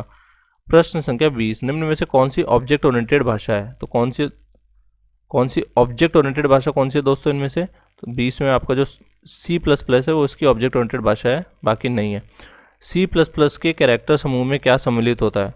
दोस्तों यहाँ पे आपको पता है सारे ये सम्मिलित होते हैं, यानी अक्षर भी होते हैं, विशेष चिन्ह भी होते हैं, अंक भी होते हैं। तो उपरोक्त से 20 में राइट आंसर आ जाएगा। ठीक है, अब हम चलते हैं प्रश्न संख्या 22 पे। 22 क्या बोल रहा है? निम्न में से कौन सा C++ भाषा का टोकन है? ठीक है, तो C++ भाषा का टोकन कौन सा है दोस्तों? यहाँ पे तीनों इसके टोकन है, अभिज्ञापक, अचर, कीवर्ड तीनों होते हैं। ठीक है, तो उपरोक्त से भी राइट आंसर आ जाएगा। 23, C++ भाषा में कितने प्रकार के इंटीजर होते हैं? तो दोस्तों इसमें 3 प्रकार के इंटीजर होते हैं। प्रश्न संख्या 24, सी प्लस प्लस भाषा के कौन से इंटीजर अक्षर के प्रथम दो अक्षर 0 क्रॉस होते हैं? तो दोस्तों यहाँ पे हेक्साडेसिमल इसका राइट आंसर आ जाएगा, ठीक है, हेक्साडेसिमल। प्रश्न संख्या 25, सी प्लस प्लस भाषा में बूलियन डेटा टाइप का कीवर्ड क्या होता है? दोस्तों बूलियन डेटा टाइप का जो कीवर्ड होता है वो आपका होता है बूल कीवर्ड, ठीक है, बूल कीवर्ड होता है। प्रश्न संख्या 26, सी प्लस प्लस भाषा में डेटा टाइप शॉर्ट इंट का आकार कितना होता है? तो दोस्तों शॉर्ट इंट का आकार होता है 2 बाइट्स होता है, ठीक है, कितना होता है 2 बाइट्स। प्रश्न संख्या 27, सी प्लस प्लस भाषा की स्टैंडर्ड लाइब्रेरी की किस हेडर फाइल का उपयोग डेटा को कीबोर्ड से पढ़ते और स्क्रीन पर प्रदर्शित करने के लिए किया जाता है? तो दोस्तों किसका यूज़ करते हैं हम यहाँ पे यूज़ करते हैं iostream.h का यूज़ करते हैं। थर्ड ऑप्शन इसमें राइट आंसर आ जाएगा। प्रश्न संख्या 28, सी प्लस प्लस भाषा में स्क्रीन पर हेलो वर्ल्ड कैसे प्रदर्शित करते हैं? तो चारों ऑप्शन आपको दिए गए हैं। तो हेलो वर्ल्ड के लिए हमें सी आउट का यूज़ करना पड़ता है, ठीक है, ये आपके प्रिंट एफ की तरह काम में आता है सी आउट। प्रश्न संख्या 29, सी प्लस प्लस भाषा में सी आउट सम निर्देश स्क्रीन पर क्या प्रदर्शित करेगा? तो दोस्तों यहाँ पर जो चर सम है उसका मान प्रदर्शित हो जाएगा, ठीक है। प्रश्न संख्या 30 पे आते हैं, सी प्लस प्लस भाषा में कीबोर्ड से प्राप्त मान को मार्क्स चर में संग्रहित करने का निर्देश क्या है? तो दोस्तों इस तरह सी इन की सहायता से मार्क्स चर में निर्देश संग्रहित कर सकते हैं। प्रश्न संख्या 31, प्रक्रियात्मक भाषा में जिन्हें प्रोसीजर कहा जाता है उन्हें ऑब्जेक्ट ओरिएंटेड भाषा में क्या कहा जाता है? तो दोस्तों इसको मेथड बोलते हैं, ठीक है, मेथड बोलते हैं। प्रश्न संख्या 32, एक ऑब्जेक्ट के गुण धर्मों को बाहर निकालने की प्रक्रिया क्या कहलाती है? तो इसको हम बोलते हैं डेटा आच्छादन बोलते हैं, ठीक है। प्रश्न संख्या 33, निम्न में से कौन सा प्रोग्रामिंग के बारे में असत्य है? तो यहाँ पे दोस्तों पहला ऑप्शन क्या है, विशिष्ट कार्यों को करने वाला कोड का एक भाग फलन कहलाता है, बिल्कुल सही बात है, फंक्शन बोलते हैं उसको। फंक्शन की सहायता से बड़े और जटिल प्रोग्राम छोटे और सरल टुकड़ों में बढ़ जाता है, बिल्कुल सही है ये भी, ठीक है। तीसरा क्या बोल रहा है, उपलब्ध कोड का प्रयोग करने में फलन सहायक होते हैं, ये भी सही है। प्रोग्राम में फलन को मात्र एक ही बार में काम में लिया जा सकता है, चौथा गलत है। क्यों? क्योंकि आप जो है आप फंक्शन को तो मल्टीपल टाइम्स यूज में ले सकते हो, यही तो उसका सबसे बड़ी प्रॉपर्टी होती है उसकी, तो ये चौथा गलत हो जाएगा। प्रश्न संख्या 34 में आते हैं, एक क्लास में परिभाषित फलन को क्या कहा जाता है दोस्तों? तो इसको हम बोलते हैं मेंबर फंक्शन, यानी सदस्य फलन बोलते हैं। प्रश्न संख्या 35, वास्तविक समय के उदाहरणों जैसे वाहन, कर्मचारी आदि के बारे में सूचना संग्रह तथा उनको बेहतर ढंग से समझाने के लिए कौन सा दृष्टिकोण ज़्यादा बेहतर रहता है? तो दोस्तों ये ऑब्जेक्ट ओरिएंटेड दृष्टिकोण सबसे बेहतर होता है इसमें। अब हम आते हैं हमारे नेक्स्ट चैप्टर जिसका नाम है कंप्यूटर नेटवर्किंग पे, जिसका पहला प्रश्न इस प्रकार है, इलेक्ट्रॉनिक उपकरणों में संचार के नियमों का समूह क्या कहलाता है? तो दोस्तों इसको हम बोलते हैं प्रोटोकॉल बोलते हैं, ठीक है। प्रश्न संख्या 2, निम्न में से कौन सा संचार प्रोटोकॉल का तत्व है? तो दोस्तों यहाँ पे सिंटैक्स, सिमेंटिक्स और टाइमिंग तीनों ही इसके तत्व हैं, तो उपरोक्त से भी राइट आंसर आ जाएगा। प्रश्न संख्या 3, किसी भी तकनीक के नियमों के अनुसार विनियमन क्या कहलाता है? तो दोस्तों मानक जो होता है वो कहलाता है, ठीक है, स्टैंडर्ड्स बोलते हैं, मानक यानी इंग्लिश में स्टैंडर्ड्स। प्रश्न संख्या 4, निम्न में से कौन सी मानकीकरण समिति है? ठीक है, ऐसी समिति जो मानक यानी स्टैंडर्ड्स बनाती है, कौन सी समिति है? तो यहाँ पे ISO, IEEE, ANSI तीनों ही अपनी अपनी फील्ड की जो है मानकीकरण समितियाँ हैं।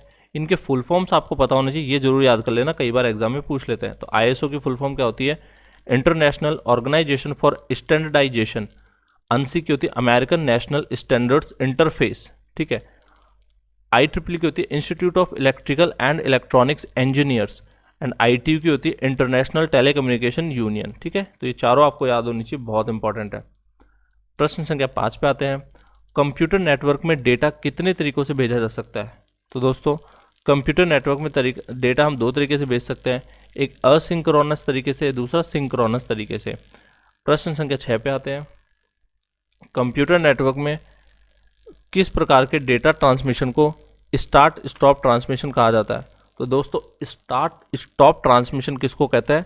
असिंक्रोनस जो ट्रांसमिशन होता है इसको स्टार्ट स्टॉप ट्रांसमिशन बोलते हैं, इसको याद रखिएगा। प्रश्न नंबर 7, सिंक्रोनस ट्रांसमिशन में कितने चैनल होते हैं? तो दोस्तों इसमें 2 चैनल होते हैं आपके। प्रश्न संख्या 8, सिंक्रोनस ट्रांसमिशन में आए दोषों को ढूंढने में मदद कौन करता है? तो दोस्तों जो चेक अक्षर होते हैं इसकी सहायता से हम ये उसके दोषों को ढूंढते हैं, ठीक है, सिंक्रोनस ट्रांसमिशन में। प्रश्न संख्या 9 पे आते हैं। निम्नलिखित में से कौन सी डेटा ट्रांसमिशन की विधि है? तो simplex, half duplex, full duplex, उपरोक्त सभी इसमें राइट आंसर आ जाएगा। प्रश्न संख्या 10 पे आते हैं। कंप्यूटर नेटवर्क में डेटा ट्रांसमिशन की किस विधि में एक तरफा डेटा कम्युनिकेशन होता है? तो यहाँ पे दोस्तों सिंप्लेक्स के अंदर एक तरफा डेटा कम्युनिकेशन होता है, ठीक है। प्रश्न संख्या 11 पे आते हैं। कंप्यूटर नेटवर्क में डेटा ट्रांसमिशन की कौन सी विधि में दोनों इकाइयाँ एक ही माध्यम से कम्युनिकेशन करती है? तो दोस्तों यहाँ पे हाफ डुप्लेक्स के थ्रू ऐसा होता है। प्रश्न संख्या 12 पे आते हैं। डेटा ट्रांसमिशन की किस विधि में दोनों इकाई एक ही समय में दोनों दिशाओं में सूचना भेज सकती है? तो दोस्तों फुल डुप्लेक्स में ऐसा होता है, ठीक है। प्रश्न संख्या 13। ARPANET के TCP IP मॉडल में कितनी परतें हैं? तो दोस्तों ARPANET के TCP IP मॉडल में 4 परतें हैं। कौन कौन सी है? Application layer, internet layer, transport layer, network access layer. प्रश्न संख्या 14 पे आते हैं। ISO द्वारा प्रस्तुत मॉडल OSI यानी ओपन सिस्टम इंटरकनेक्शन में कितनी परतें थी? तो दोस्तों यहाँ पे 7 परतें थी, ठीक है। कौन कौन सी होती है? सबसे पहले आती है फिजिकल, उसके ऊपर आती है डेटा लिंक, फिर आती है आपकी नेटवर्क, फिर ट्रांसपोर्ट, फिर सेशन आती है दोस्तों, फिर प्रेजेंटेशन, और अंत की जो लेयर होती है जो यूजर जिससे इंटरेक्ट करते हैं उसका नाम होता है एप्लीकेशन लेयर। प्रश्न संख्या 15। निम्न में से कौन सी OSI मॉडल की सुविधा है? तो यहाँ पे जो तीनों ही है इसकी सुविधाएं हैं, यानी इसमें 4th ऑप्शन आपका राइट आंसर आ जाएगा। प्रश्न संख्या 16। एक IP एड्रेस को कितनी कक्षाओं में बांटा गया है? दोस्तों एक IP एड्रेस को 5 कक्षाओं में बांटा गया है। तो पहली कक्षा कहाँ से कहाँ तक होती है?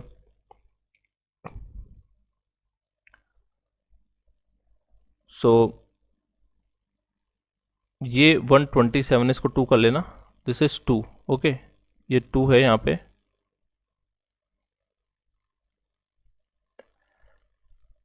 तो पहली होती है आपकी 0 से 127, फिर 128 से 191, फिर आपकी क्लास C आती है 192 से 223, फिर क्लास D आती है आपकी 224 से 239, और क्लास E आपकी है 240 से 255। किसी भी IP के प्रथम ऑक्टल से उस IP की क्लास का पता लगाया जा सकता है, ठीक है। 17 पे आते हैं। किसी नेटवर्क कार्ड के भौतिक नेटवर्क में कम्युनिकेशन के लिए कौन सा एड्रेस दिया जाता है? तो 17 में जो आपका राइट आंसर होगा दोस्तों वो हो जाएगा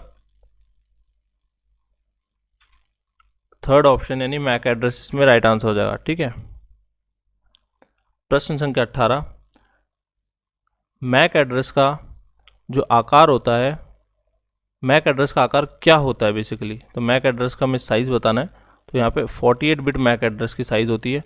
प्रश्न संख्या 19। यदि होस्ट से 3 बिट नेटवर्क को दी गई हो तो उसमें से कितने बिट के सब नेटवर्क बनेंगे? तो दोस्तों यहाँ पे ऑप्शन आपके 3, 6, 8 या 12। तो 19 में आपका राइट आंसर हो जाएगा 8। कैसे बनेगा? 1 बिट से 2 सबनेट नेटवर्क, 2 बिट से 2 की पावर 2 4, और 3 बिट से 2 की पावर 3 8 सबनेट नेटवर्क बनते हैं। प्रश्न संख्या 20। निम्न में से कौन सा नेटवर्क का पदक्रम है? ठीक है, पदक्रम हमें बताना है यहाँ पे। तो 20 में आपका नेटवर्क, सब नेटवर्क, होस्ट, तो तीनों इसके पदक्रम होते हैं, ठीक है। प्रश्न संख्या 21। कंप्यूटर नेटवर्क के क्षेत्र में VLSM का पूरा नाम क्या है? तो कंप्यूटर नेटवर्क क्षेत्र में VLSM का पूरा नाम होता है दोस्तों वेरिएबल लेंथ सबनेट मास्क, ठीक है, वेरिएबल लेंथ सबनेट मास्क बोलते हैं इसको। प्रश्न संख्या 22। ध्वनि को भेजने के लिए किस प्रकार के सिग्नल का उपयोग किया जाता है? तो दोस्तों यहाँ पे हम एनालॉग सिग्नल का यूज़ करते हैं। 23। टेलीविज़न में कौन सी केबल काम में ली जाती है? तो दोस्तों टेलीविज़न में हम कोएक्सियल केबल काम में लेते हैं। कौन सी लेते हैं? Coaxial cable. 24। निम्न में से कौन सा वायरलेस संप्रेषण का लाभ है? तो कौन सा है दोस्तों वायरलेस संप्रेषण का लाभ? तो 24 में आपका राइट आंसर आ जाएगा उपरोक्त सभी चारों ही है। प्रश्न संख्या 25। IP एड्रेस 162.157.157.0.0 की क्लास कौन सी है? तो दोस्तों यहाँ पे इसकी क्लास है B। मैंने आपको बताया था क्लास A 127 तक पूरी हो जाती है, फिर आपकी उसके बाद B स्टार्ट होती है जो 191 तक चलती है। तो ये आपको याद रखना है। यहाँ पे ऑलरेडी दिखा देता हूँ मैं आपको, ये जो है तो 128 से 191 तक ये क्लास B होती है। तो यहाँ पे प्रश्न में क्या पूछा गया था आपको? यहाँ पे प्रश्न में आपको 162 पूछा गया था, तो ये क्लास B की रेंज में रहता है। तो यहाँ पे आपका आंसर आ जाएगा क्लास बी। प्रश्न संख्या 26, निम्न में से कौन सा वायरलेस लैन का मानक है? तो वायरलेस लैन का मानक दोस्तों कौन सा है यहाँ पे? तो यहाँ पे है ऑप्शन 2 IEEE 802.11। ठीक है, इसमें ये ऑप्शन राइट आंसर देगा। प्रश्न संख्या 27, वायरलेस मानक IEEE 802.11 किस वर्ष में विकसित किया गया था? तो इसका राइट आंसर जो है दोस्तों 1997 में। यह तकनीक 2.4 गीगाहर्ट्ज़ पर काम करती है और अधिकतम 2 Mbps की गति प्रदान करती है। प्रश्न संख्या 28, कौन सा वायरलेस मान 54 Mbps तक की गति प्रदान करता है? तो इसका राइट आंसर होगा दोस्तों 802.11a। ठीक है, यह तकनीक 5 गीगाहर्ट्ज़ पे काम करती है, इस चीज़ को याद रखिएगा, 5 गीगाहर्ट्ज़ पे काम करती है। 802.11a दोनों याद रखना, दोनों इंपॉर्टेंट है, कई बार पूछे जाते हैं। तो IEEE 802.11 ये आपकी है 2.4 गीगाहर्ट्ज़ वाली और 2 Mbps तक की गति, और 802.11 है 5 गीगाहर्ट्ज़ तक की और इसमें 54 Mbps तक की गति आती है। प्रश्न संख्या 29, वायरलेस संप्रेषण में निम्न में से कौन सा आक्रमण हो सकता है? तो वायरलेस इंट्रूडर, रोग ऐप्स हैं, डॉस अटैक्स, इसको ओ कर लेना, ओ, ठीक है, ओ, डॉस अटैक्स और उपरोक्त सभी। ठीक है, तो यहाँ पे आपका राइट आंसर होगा दोस्तों उपरोक्त सभी। प्रश्न संख्या 30, निम्न में से कौन सा वायरलेस नेटवर्क को सुरक्षा प्रदान करने का तरीका है? SSID, cloaking, MAC address filtering, open system authentication, उपरोक्त सभी। तो इसमें उपरोक्त सभी आपका राइट आंसर हो जाएगा। प्रश्न संख्या 31, वायरलेस को सुरक्षा प्रदान करने के कौन से तरीके में नेटवर्क किसी भी उपकरण में दिखाई नहीं देता है? दोस्तों यहाँ पे राइट आंसर हो जाएगा SSID क्लॉकिंग में। 32 में आते हैं, मानक 802.11 में वायरलेस नेटवर्क को एनक्रिप्ट और प्रमाणित करने के कितने तरीके हैं? तो दोस्तों इसके 2 तरीके हैं। ठीक है, एक तो होता है ओपन सिस्टम ऑथेंटिकेशन, दूसरा शेयर्ड की ऑथेंटिकेशन। प्रश्न संख्या 33, वायरलेस नेटवर्क के किस प्रमाणीकरण में पासवर्ड का उपयोग किया जाता है? तो दोस्तों शेयर्ड की के अंदर हम पासवर्ड का उपयोग करते हैं। प्रश्न संख्या 34, वायरलेस सुरक्षा मानक के क्षेत्र में WEP का पूरा नाम है? तो इसका पूरा नाम है दोस्तों वायर्ड इक्विवेलेंट प्राइवेसी। ठीक है, प्रश्न संख्या 35, वायरलेस सुरक्षा के लिए कौन सा प्रमाणीकरण TKIP टेम्पोरल की इंटीग्रिटी प्रोटोकॉल का प्रयोग करता है? तो दोस्तों यहाँ पे राइट आंसर जो होगा WPA का। ठीक है, WPA का यूज़ करते हैं। प्रश्न संख्या 36, कंप्यूटर नेटवर्क में कंजेशन कंट्रोल कितने प्रकार से किया जाता है? तो दोस्तों कंजेशन कंट्रोल 2 तरह से कर सकते हैं, एक होता है ओपन लूप कंजेशन कंट्रोल, दूसरा है क्लोज लूप कंजेशन कंट्रोल। ठीक है, 2 तरीके होता है इसमें। प्रश्न संख्या 37, ओपन लूप कंजेशन कंट्रोल में निम्न में से किस नीति का उपयोग किया जाता है? तो दोस्तों इसमें हम यूज़ करते हैं रीट्रांसमिशन नीति और एक्नॉलेजमेंट नीति, दोनों का ही यूज़ करते हैं, तो उपरोक्त दोनों इसमें राइट आंसर हो जाएंगे। प्रश्न संख्या 38, कंजेशन कंट्रोल की किस तकनीक में जिस नोड पर कंजेशन होता है वह पहले वाले नोड से डेटा प्राप्त करना बंद कर देता है? तो दोस्तों किस तकनीक की बात हो रही है? ये बैक प्रेशर तकनीक की बात हो रही है। ठीक है, और इस तकनीक का एक और नाम है नोड कंजेशन कंट्रोल। ठीक है, क्या है? नोड कंजेशन कंट्रोल भी इसका नाम है एक दूसरा। प्रश्न संख्या 39, कंप्यूटर नेटवर्क में सेवा की गुणवत्ता को सुधारने के लिए निम्न में से कौन सी तकनीक है? तो दोस्तों इस तकनीक का नाम है आपका, तीनों ही तकनीक है, शेड्यूलिंग, प्रायोरिटी और फीफो क्यूइंग, तीनों ही तकनीक है। ठीक है, प्रश्न संख्या 40, कौन सा उपकरण पैकेट्स को एक नेटवर्क से दूसरे नेटवर्क में भेजता है? तो दोस्तों इसका नाम होता है राउटर। ठीक है, प्रश्न संख्या 41, किस तरह के ट्रांसमिशन में तरंगे सभी दिशाओं में जाती है? तो दोस्तों यहाँ पे रेडियो लिंक पे तरंगे सभी दिशाओं में जाती है। प्रश्न संख्या 42, निम्न में से किस उपकरण में टेलीफोन लाइन का उपयोग होता है? तो दोस्तों टेलीफोन लाइन का उपयोग होता है मॉडेम में। ठीक है, मॉडेम में होता है। प्रश्न संख्या 43, निम्न में से कौन सा फायरवॉल का भी काम कर सकता है? ठीक है, तो फायरवॉल का काम कौन करता है दोस्तों? राउटर जो है वो फायरवॉल का भी काम कर सकता है। प्रश्न संख्या 44, IPv4 की क्लास डी को किस नाम से भी जाना जाता है? तो IPv4 की क्लास डी को आप मल्टीकास्टिंग के नाम से भी जानते हैं। ठीक है, प्रश्न संख्या 45, निम्न में से कौन सी वायरलेस तकनीक सबसे कम दूरी पे काम करती है? तो यहाँ पे दोस्तों ब्लूटूथ सबसे कम दूरी पे काम करती है, जिसकी मीटर्स में ही रेंज होती है। अब हम आते हैं नेक्स्ट चैप्टर जिसका नाम है XML। ठीक है, तो एक्सएमएल चैप्टर है 5th, इसका फर्स्ट क्वेश्चन हम देख रहे हैं, निम्न में से कौन सी मार्कअप भाषा है। तो दोस्तों यहाँ पे XML, HTML, HGML तीनों ही मार्कअप भाषाएं हैं, तो उपरोक्त सभी इसमें राइट आंसर आ जाएगा। प्रश्न संख्या 2 पे आते हैं, निम्नलिखित में से कौन सा HTML का टैग है। तो दोस्तों HTML के तीनों ही टैग है, तो यहाँ पे उपरोक्त सभी राइट आंसर आ जाएगा। प्रश्न संख्या 3 पे चलते हैं, XML भाषा का निर्माण किसके द्वारा किया गया। तो W3C ने किया था, यानी वर्ल्ड वाइड वेब कंसोर्टियम ने इसका निर्माण किया था। प्रश्न संख्या 4, XML किस मार्कअप भाषा का उपभाग है। तो दोस्तों जो XML है वो SGML, ठीक है, SGML का उपभाग है। इसका फुल फॉर्म क्या होती है SGML की, स्टैंडर्ड जनरलाइज मार्कअप लैंग्वेज, ठीक है, स्टैंडर्ड जनरलाइज मार्कअप लैंग्वेज होती है SGML की फुल फॉर्म। प्रश्न संख्या 5, XML का पूरा नाम क्या है। एक्सटेंसिबल मार्कअप लैंग्वेज, ठीक है, एक्सटेंसिबल मार्कअप लैंग्वेज इसका पूरा नाम होता है। तो 5 में 2। प्रश्न संख्या 6, निम्न में से कौन सी XML की विशेषता है। तो XML की विशेषता दोस्तों चारों ही होती है। क्या क्या होती है, जटिल डेटा को हैंडल करने की क्षमता, मानव व कंप्यूटर दोनों के अनुकूल प्रारूप, डेटा का आदान प्रदान करना, ये तीनों इसकी प्रॉपर्टीज होती है XML की। प्रश्न संख्या 7 पे आते हैं दोस्तों, क्या बोल रहे हैं, निम्न में से XML दस्तावेज की घोषणा का सही प्रारूप कौन सा है। तो यहाँ पे जो थर्ड ऑप्शन आपको वो राइट आंसर हो जाएगा, ये इसका सही फॉर्मेट होता है XML का। प्रश्न संख्या 8, XML दस्तावेज में XML की घोषणा कहाँ की जाती है। तो दोस्तों कहाँ की जाती है, यहाँ पे आपका फर्स्ट ऑप्शन राइट आंसर हो जाएगा, दस्तावेज की पहली पंक्ति में होती है। प्रश्न संख्या 9, निम्न में से कौन सी XML घोषणा की विशेषता है। तो XML घोषणा की विशेषता कौन सी है दोस्तों, तो यहाँ पे जो है उपरोक्त सभी इसकी विशेषता है। प्रश्न संख्या 10, XML में कितने प्रकार के टैग काम में लिए जाते हैं। तो कितने प्रकार के टैग काम में लिए जाते हैं दोस्तों, 3 प्रकार के टैग काम में लिए जाते हैं, प्रारंभिक, समाप्ति और रिक्त टैग्स, ठीक है। प्रश्न संख्या 11, प्रारंभिक टैग के तुरंत बाद अंतिम टैग हो तो वह कौन सा टैग कहलाता है।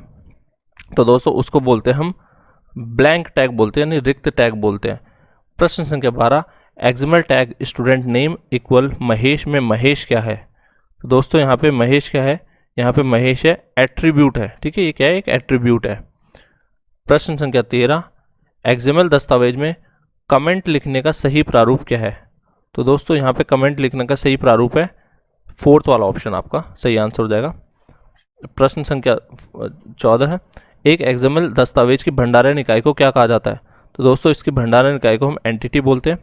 प्रश्न संख्या 15 पे आते हैं, XML फाइल में ग्रेटर देन सिंबल का उपयोग कंटेंट के रूप में कैसे करते हैं।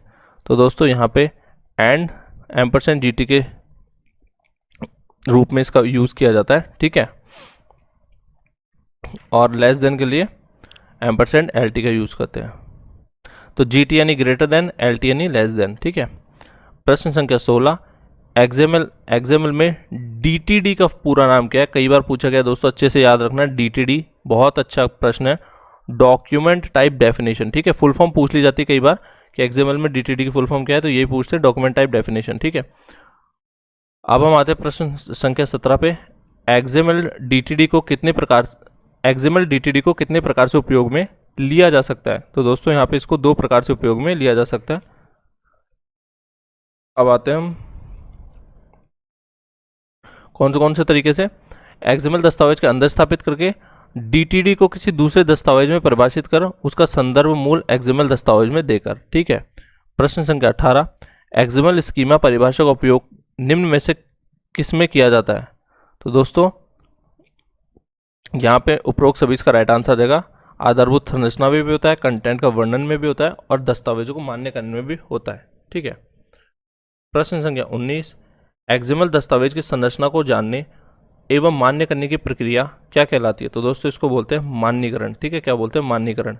प्रश्न संख्या 20, निम्न में से किस प्रकार के XML दस्तावेज को मान्य किया जा सकता है। तो दोस्तों वेल फॉर्म्ड XML फाइल और वैलिड XML फाइल दोनों को ही किया जा सकता है, उपरोक्त दोनों राइट आंसर आ जाएंगे। प्रश्न संख्या 21, XML डेटा का वर्णन किसके द्वारा किया जाता है। तो दोस्तों XML डेटा का वर्णन हम DTD के थ्रू करते हैं, ठीक है, डॉक्यूमेंट टाइप डेफिनेशन के थ्रू। प्रश्न संख्या 22, XML निम्न में से किसके समान है, ठीक है, जावास्क्रिप्ट, C++, HTML। तो दोस्तों ये HTML के समान है, ठीक है। अब हम आते हैं प्रश्न संख्या 23 पे, निम्न में से कौन सा XML का कार्य नहीं है। तो दोस्तों गणितीय संक्रिया करना XML का कार्य नहीं है। प्रश्न संख्या 24, XML का उचित सिंटैक्स क्या होता है।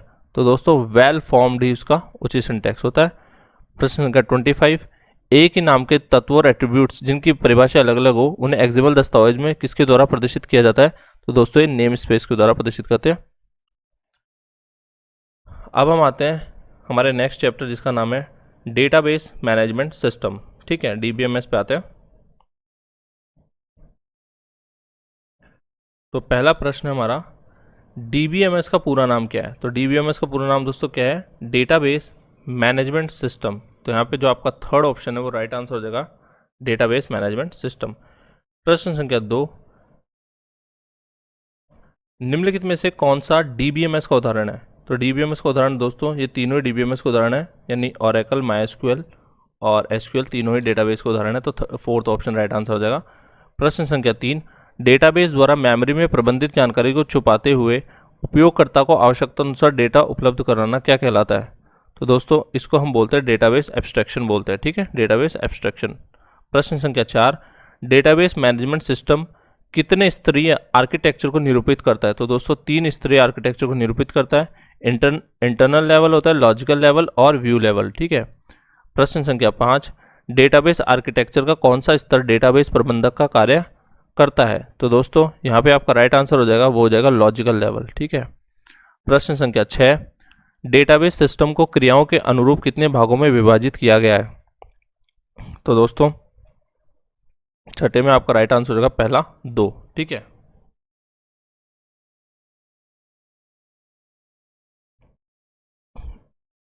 प्रश्न संख्या 7, डेटाबेस सिस्टम का कौन सा मॉड्यूल डेटा तथा एप्लीकेशन प्रोग्राम व क्वेरी के माध्यम से पारस्परिक क्रिया करता है? तो इसका जो राइट आंसर होगा दोस्तों हो जाएगा स्टोरेज मैनेजर। ठीक है, स्टोरेज मैनेजर इसका राइट आंसर हो जाएगा। प्रश्न संख्या 8, निम्न में से कौन सा डेटाबेस सिस्टम के मॉड्यूल स्टोरेज मैनेजर का अवयव है? तो दोस्तों इसमें राइट आंसर हो जाएगा आपका फाइल मैनेजर। प्रश्न संख्या 9, स्टोरेज मैनेजर के द्वारा निम्न में से किस डेटा स्ट्रक्चर को इम्प्लीमेंट किया जाता है? तो दोस्तों किसको किया जाता है? यहाँ पे आपका उपरोक्त से भी राइट आंसर हो जाएगा। Data file, data dictionary, indices तीनों ही होते हैं। ठीक है, तो यहाँ पे उपरोक्त से भी राइट आंसर हो जाएगा। प्रश्न संख्या 10, निम्न में से कौन सा क्वेरी प्रोसेसर का अवयव है? DDL interpreter, DML compiler, query evaluation engine या उपरोक्त सभी? तो इसमें उपरोक्त सभी आपका राइट आंसर आ जाएगा। प्रश्न संख्या 11, निम्न में से कौन सी डेटाबेस मैनेजमेंट सिस्टम की विशेषता है? ठीक है, तो यहाँ पे उपरोक्त सभी आपका राइट आंसर आ जाएगा। प्रश्न संख्या 12 पे आते हैं।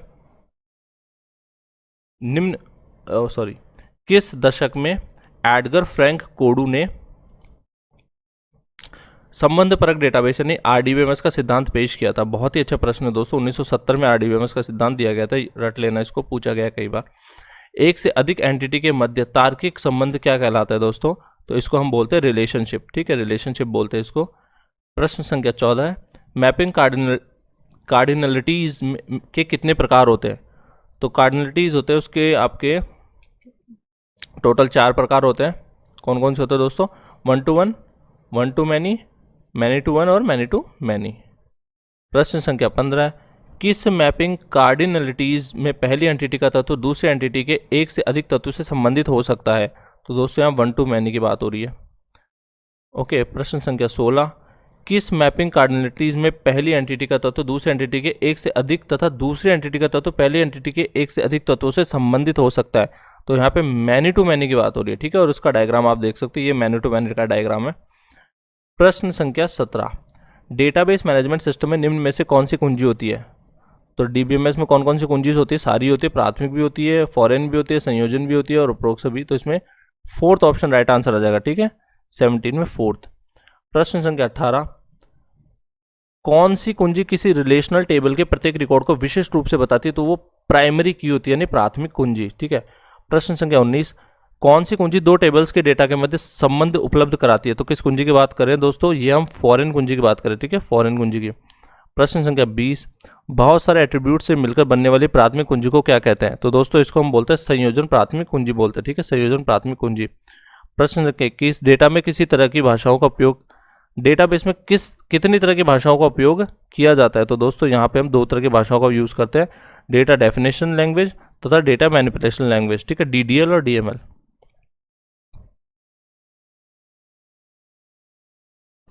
प्रश्न संख्या 22,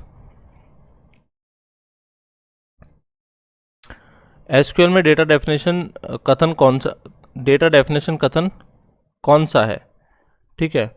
तो यहाँ पे 22 में आपका राइट आंसर हो जाएगा दोस्तों, क्रिएट, ऑल्टर, ड्रॉप तीनों आ जाएंगे, उपरोक्त से 20 में राइट आंसर हो जाएगा। प्रश्न संख्या 23, एसक्यूएल में डेटा मैनिपुलेशन के लिए कौन सा कथन होता है। तो दोस्तों डेटा मैनिपुलेशन के लिए कौन सा कथन होगा आपके, उपरोक्त सभी, यानी सेलेक्ट, अपडेट, इंसर्ट तीनों ही होंगे, ठीक है। प्रश्न संख्या 24, माई में डेटाबेस बनाने का निर्देश क्या है। तो माई में डेटाबेस बनाने का निर्देश है create database, name of database, ठीक है। प्रश्न संख्या 25, माई डेटाबेस को सर्वर पर प्रदर्शित करने के लिए निर्देश क्या है। तो दोस्तों यहाँ पे शो डेटाबेस है, इसको सर्वर पर प्रदर्शित करने के लिए निर्देश दिया जाता है इससे। 26, माई में किसी डेटाबेस को हटाने का कथन क्या है। तो यहाँ पे दोस्तों ड्रॉप डेटाबेस से हम किसी कथन को हटा सकते हैं। 27, माई में निम्न में से किस प्रकार का डेटा हो सकता है, अंकीय, स्ट्रिंग, दिनांक और समय या उपरोक्त सभी। तो इसमें आपका दोस्तों राइट आंसर हो जाएगा उपरोक्त सभी। प्रश्न संख्या 28, माई डेटाबेस में नई टेबल बनाने का कथन क्या होता है। तो दोस्तों यहाँ पे राइट आंसर हो जाएगा आपको create table, table name, list of columns, ठीक है। अब हम आते हैं प्रश्न संख्या 29 पे, डेटाबेस में मौजूद टेबल को हटाने के लिए किस कथन का उपयोग किया जाता है। दोस्तों ड्रॉप टेबल का यूज़ करते हैं हम, ठीक है। प्रश्न संख्या 30 पे आते हैं, माई एसक्यूएल डेटाबेस में मौजूदा टेबल की संरचना को बदलने के लिए किस कथन का यूज़ किया जाता है। तो दोस्तों हम अल्टर टेबल का यूज़ करते हैं मौजूदा स्ट्रक्चर को बदलने के लिए। प्रश्न संख्या 31, स्टूडेंट टेबल में नया स्तंभ डेट जोड़ने का कथन क्या है। तो दोस्तों हम alter table student add column date, इससे हम जो है नया स्तंभ, ठीक है, कॉलम ऐड कर सकते हैं डेट का। प्रश्न संख्या 32, my SQL database table student का नाम क्लास करने का कथन क्या होगा। तो दोस्तों इसका कथन होगा आपका alter table student rename to class, ठीक है। अब हम आते हैं प्रश्न संख्या 33 पे, माई एसक्यूएल डेटाबेस की किसी टेबल में एक या अधिक पंक्तियां जोड़ने के लिए किस कथन का उपयोग किया जाता है। तो दोस्तों यहाँ पे हम इंसर्ट कथन का यूज़ करेंगे, ठीक है। और इस तरह का होगा insert into table, column 1, column 2, values, value 1, value 2। अब हम आते हैं प्रश्न संख्या 34 पे, माई एसक्यूएल की किसी टेबल में मौजूदा डेटा को अद्यतन करने के लिए किस कथन का उपयोग करते हैं, ठीक है। तो यहाँ पे दोस्तों हम बात कर रहे हैं अपडेट कथन की, ठीक है, अपडेट की बात कर रहे हैं। तो किस तरह होगा अपडेट कथन का सिंटैक्स क्या होता है, update table name, set column name 1 equal to expression 1 और कॉलम 2 एक्सप्रेशन 2 और वेयर कंडीशन लगाएंगे लास्ट में। प्रश्न है 35, किसी डेटाबेस टेबल से डेटा को हटाने के लिए किस कथन का उपयोग किया जाता है। तो दोस्तों यहाँ पे हम डिलीट कथन का उपयोग करते हैं, ठीक है। प्रश्न संख्या 36, माई एसक्यूएल डेटाबेस टेबल से डेटा प्राप्त करने के लिए किस कथन का उपयोग किया जाता है। तो दोस्तों यहाँ पे हम सेलेक्ट कथन का उपयोग करते हैं, ठीक है। अब हम आते हैं 37 पे, माई एसक्यूएल में सेलेक्ट स्टार फ्रॉम स्टूडेंट का परिणाम क्या होगा। तो यहाँ पे दोस्तों परिणाम क्या होगा, स्टूडेंट टेबल के सभी स्तंभ दर्शाएगा, ठीक है। प्रश्न संख्या अब आते हैं हम 38 पे, माई एसक्यूएल डेटाबेस के सेलेक्ट कथन का कौन सा हिस्सा पंक्तियों के समूह को सारांश पंक्तियों के एक समूह में समूहीकृत करता है। तो दोस्तों जहाँ भी समूहीकृत की बात आ जाएगी तो ग्रुप बाई को हम लगा देंगे, वो ग्रुप बाई इसमें राइट आंसर हो जाएगा, ठीक है। प्रश्न संख्या 39, ग्रुप बाई खंड द्वारा दिए गए किसी समूह को फिल्टर करने के लिए किस खंड का उपयोग करते हैं। तो दोस्तों किसका उपयोग करते हैं, हैविंग का उपयोग करते हैं, ठीक है। प्रश्न संख्या 40, माई एसक्यूएल डेटाबेस में सेलेक्ट कथन का उपयोग कर प्राप्त परिणाम को क्रमबद्ध करने के लिए किस खंड का उपयोग किया जाता है। तो दोस्तों यहाँ पे ऑर्डर बाई का यूज़ करते हैं, ठीक है। 41 की बात करते हैं, माई एसक्यूएल डेटाबेस के किस फलन द्वारा एक समुच्चय का औसत मान परिकलित किया जाता है, ठीक है। तो यहाँ पे हम बात करें एवरेज की, ठीक है। प्रश्न संख्या 42, माई एसक्यूएल डेटाबेस में काउंट फलन का उपयोग किसके लिए किया जाता है, ठीक है। तो किसके लिए करते हैं दोस्तों काउंट का उपयोग, पहला ऑप्शन है डेटाबेस की संख्या ज्ञात करने के लिए, दूसरा डेटाबेस में टेबलों की संख्या ज्ञात करने के लिए, तीसरा डेटाबेस में स्तंभों की संख्या ज्ञात करने के लिए, इसमें फोर्थ ऑप्शन राइट आंसर हो जाएगा डेटाबेस में पंक्तियों की संख्या ज्ञात करने के लिए ऐसा करते हैं, ठीक है। फोर्थ ऑप्शन इसमें राइट आंसर हो जाएगा।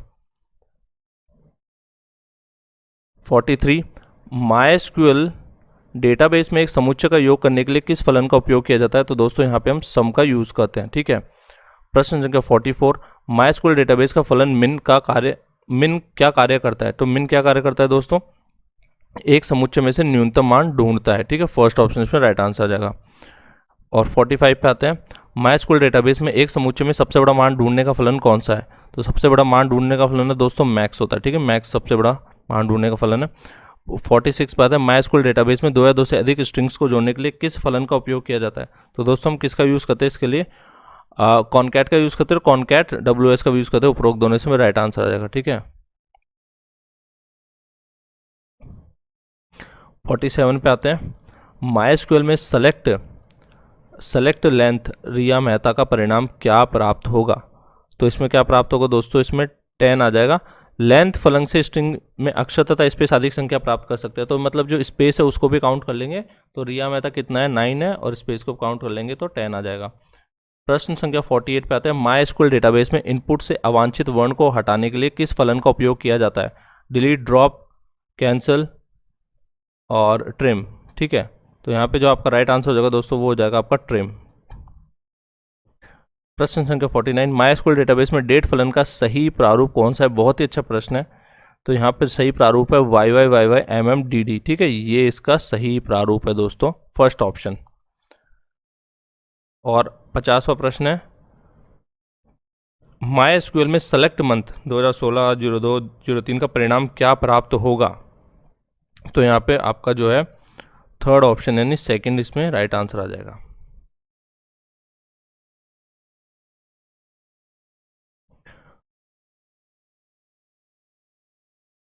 और आज का अंतिम प्रश्न देख लेते हैं। एसक्यूएल का इस चैप्टर का अंतिम प्रश्न है। अभी एक और चैप्टर है PHP। एसक्यूएल का पूरा नाम क्या है? स्ट्रक्चर्ड क्वेरी लैंग्वेज, ठीक है, तो इसको बोलते हैं संरचित क्वेरी भाषा। स्ट्रक्चर्ड यानी संरचित। तो आज का लास्ट चैप्टर देख लेते हैं अब हम PHP, और इस 11th क्लास की बुक का लास्ट चैप्टर है PHP, ठीक है। स्टार्ट करते हैं। पहला प्रश्न, PHP को किस प्रोग्रामर ने विकसित किया था? तो दोस्तों PHP को विकसित किया था रैमसम लॉर्डफ ने, ठीक है। प्रश्न संख्या 2, निम्न में से कौन सा स्क्रिप्टिंग भाषा का उदाहरण है? पर्ल, पाइथन, PHP, तो चारों इसके उदाहरण है, ठीक है। प्रश्न संख्या 3 पे आते हैं, वेब विकास के लिए निम्न में से किस भाषा का उपयोग किया जाता है? PHP, JSP, ASP, उपरोक्त सभी। तो दोस्तों किसका उपयोग करते हैं? तीनों का ही उपयोग करते हैं यहाँ पे। PHP सार्वजनिक प्रश्न नंबर 4, PHP भाषा की सार्वजनिक घोषणा कब की गई? तो दोस्तों इसकी सार्वजनिक घोषणा 1995 में हुई थी। और व्याख्या देख लेते हैं इसकी। PHP को कॉमन गेटवे इंटरफेस के रूप में C प्रोग्रामिंग भाषा में लिखा गया ताकि इसके द्वारा HTML फॉर्म्स जो होती है वह डेटाबेस के साथ सूचना का आदान प्रदान करके गतिशील पेज बना सके। प्रश्न संख्या 5 पे आते हैं, कंप्यूटर में प्रोग्रामिंग भाषा कितने प्रकार की होती है? तो दोस्तों 2 प्रकार की होती है, एक तो होती है कंपाइलर आधारित और एक होती है इंटरप्रेटर आधारित। प्रश्न संख्या 6, किस प्रकार की प्रोग्रामिंग भाषा में प्रोग्राम को चलाने के लिए सोर्स कोड की आवश्यकता नहीं होती? तो जहाँ कंपाइलर आधारित में इसकी आवश्यकता नहीं होती। कंपाइलर आधारित प्रोग्रामिंग में सोर्स कोड को एक बार बाइनरी कोड में बदलने के बाद सोर्स कोड की आवश्यकता नहीं होती है। प्रश्न संख्या 7 पे आते हैं। तो प्रश्न संख्या 7 क्या बोल रहा है? निम्न में से कौन सी कंपाइलर आधारित प्रोग्रामिंग भाषा है? ठीक है, कंपाइलर आधारित प्रोग्रामिंग भाषा कौन सी है दोस्तों? तो इसमें जो आपकी C++ जावा तीनों में ही आपका कंपाइलर यूज होता है, तो तीनों ही कंपाइलर आधारित प्रोग्रामिंग भाषाएं हैं। प्रश्न संख्या 8, PHP भाषा के इंटरप्रेटर के रूप में किसको उपयोग में लिया जाता है? तो दोस्तों यहाँ पे हम अपाचे वेब सर्वर को यूज में लेते हैं। प्रश्न संख्या 9, किस प्रकार की वेबसाइट में सूचना को केवल एक बार लिखा जाता है? तो दोस्तों यहाँ पे स्टैटिक वेबसाइट में सूचना को केवल एक बार लिखते हैं। प्रश्न संख्या 10, किस प्रकार की वेबसाइट सर्वर पर निष्पादित होकर आउटपुट को HTML के रूप में दिखाती है? तो दोस्तों हम बात कर रहे हैं डायनेमिक वेबसाइट की, ठीक है। प्रश्न संख्या 11, किस वेब पेज को यूजर फ्रेंडली बनाने व डेटा को मान्य करने के लिए किसी वेब पेज को यूजर फ्रेंडली बनाने व डेटा को मान्य करने के लिए किसका उपयोग किया जाता है?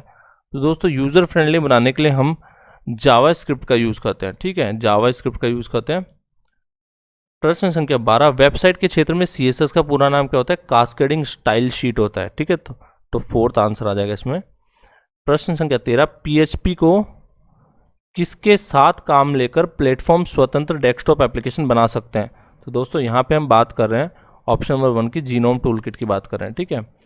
प्रश्न संख्या 14, ग्रुप सॉफ्टवेयर एग्जैम्प में क्या सम्मिलित होते हैं? तो दोस्तों यहाँ पे अपाचे शामिल होता है। 14 में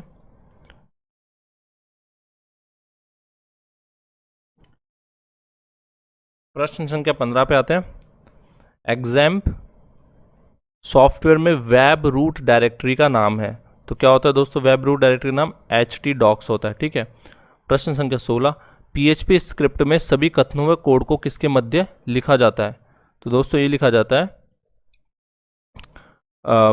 क्वेश्चन मार्क PHP और dot dot dot question mark, इसके अंदर आप लिख सकते हैं, और बाहर आपको पता है ग्रेटर देन और लेस देन के साइन के अंदर इसको लिखते हैं। तो ये इसके टैग्स होते हैं, टैग्स आप पढ़ लेना PHP किस तरह होते हैं। और ये एक दो और पढ़ लेना, इको क्या होता है, इको, ठीक है, इको भी एक बार पढ़ लेना, वो भी इंपॉर्टेंट है। तो ये इको आ गया। देखो PHP में आउटपुट प्रिंट कराने के लिए किस कथन का उपयोग करते हैं? तो इको का यूज करते हैं, ठीक है। तो ये भी थोड़ा सा आप पढ़ लेना इको के बारे में। 18वां प्रश्न पे आते हैं। PHP में चर एज को कैसे लिखा जाता है? ठीक है, तो वेरिएबल एज को आप कैसे लिखोगे PHP में? तो यहाँ पे हम यूज करेंगे दोस्तों डॉलर एज का, ठीक है। थर्ड ऑप्शन इसमें राइट आंसर हो जाएगा। प्रश्न संख्या 19 पे आते हैं। PHP में कमेंट करने का सही तरीका कौन सा है? तो PHP में कमेंट करने का सही तरीका है दोस्तों, इसमें तीनों तरीके सही है। मल्टीपल लाइन कमेंट होता है, ये सिंगल लाइन, और ये कमेंट होता है, ठीक है। उपरोक्त सभी इसमें राइट आंसर आ जाएगा। अब हम आते हैं प्रश्न संख्या 20 पे, ठीक है।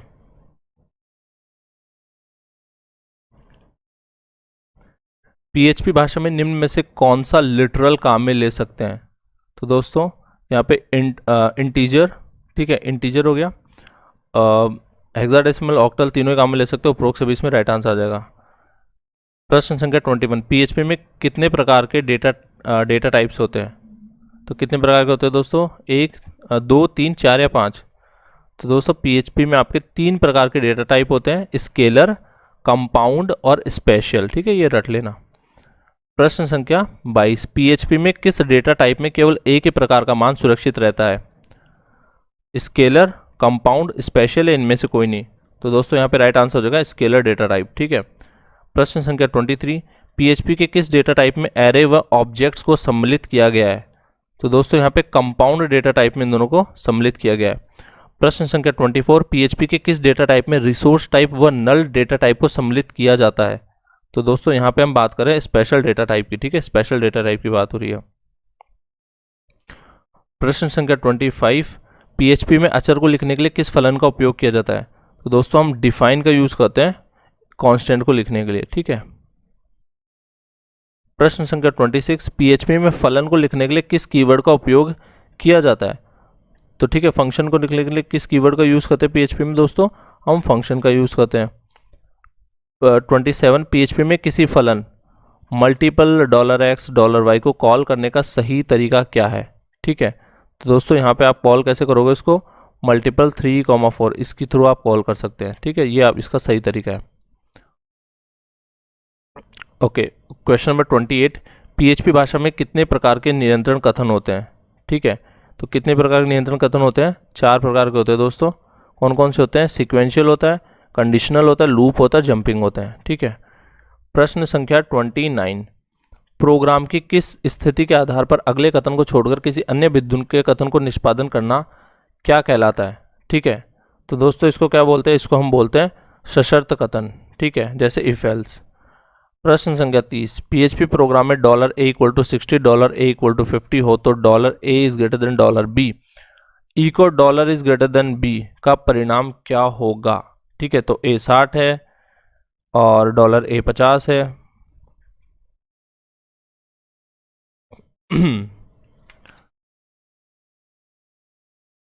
दोस्तों यहाँ पे आप ये इसको b में चेंज कर लेना, ठीक है, ये b है यहाँ पे, ठीक है, ये b है, a नहीं है। तो a में 60 है और b में 50 है, ये थोड़ा मिसप्रिंट हो गया। तो 50 जो है 60 से बड़ा है ऑब्वियसली, तो यहाँ पे क्या आंसर हो जाएगा आपका? सेकंड वाला ऑप्शन राइट आंसर हो जाएगा, 60 is greater than 50, ठीक है। अब हम आते हैं प्रश्न संख्या 31 पे। किसी PHP प्रोग्राम में $a = 5, $b = 10 हो तो if $a is greater than $b, echo $a is greater else echo $b is greater का आउटपुट प्राप्त होगा। तो यहाँ पे आपका राइट आंसर होगा दोस्तों 10 इज ग्रेटर। ठीक है, क्यों? क्योंकि देखो इफ वाला स्टेटमेंट ये इको वाला पास नहीं होगा। क्यों नहीं होगा? क्योंकि ये फॉल्स है भाई। $A 5 है तो 5 10 से बड़ा नहीं हो सकता, तो एल्स वाला स्टेटमेंट इसमें एग्जीक्यूट हो जाएगा और उसमें सेकंड ऑप्शन आपका राइट आंसर हो जाएगा। अब हम आते हैं 32 पे। नेस्टेड इफ एल्स कथन का सही प्रारूप कौन सा है? ठीक है, तो यहाँ पे जो इसका सही प्रारूप है दोस्तों वो हो जाएगा आपका फर्स्ट ऑप्शन। इसका सही आंसर है फर्स्ट ऑप्शन, इसका सही आंसर होगा ये वाला।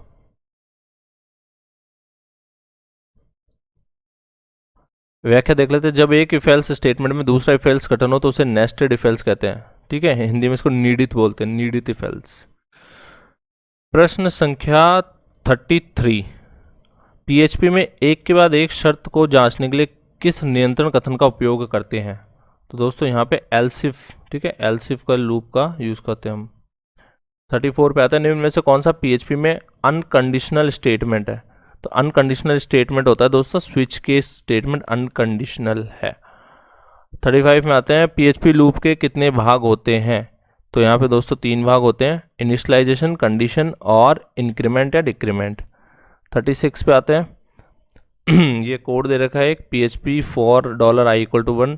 तो देखो दोस्तों सिंटेक्स का ही अंतर है, बाकी ज़्यादा अंतर नहीं है। और यहाँ पे आई लिख लेना है, आई मिस हो गया। तो प्रोग्राम का आउटपुट क्या होगा बेसिकली आपको बताना है। तो सिंटेक्स के अलावा सब कुछ वही, लॉजिक सेम रहेगा, कोई दिक्कत नहीं है। तो इसका जो आउटपुट हो जाएगा वो हो जाएगा 1 2 3।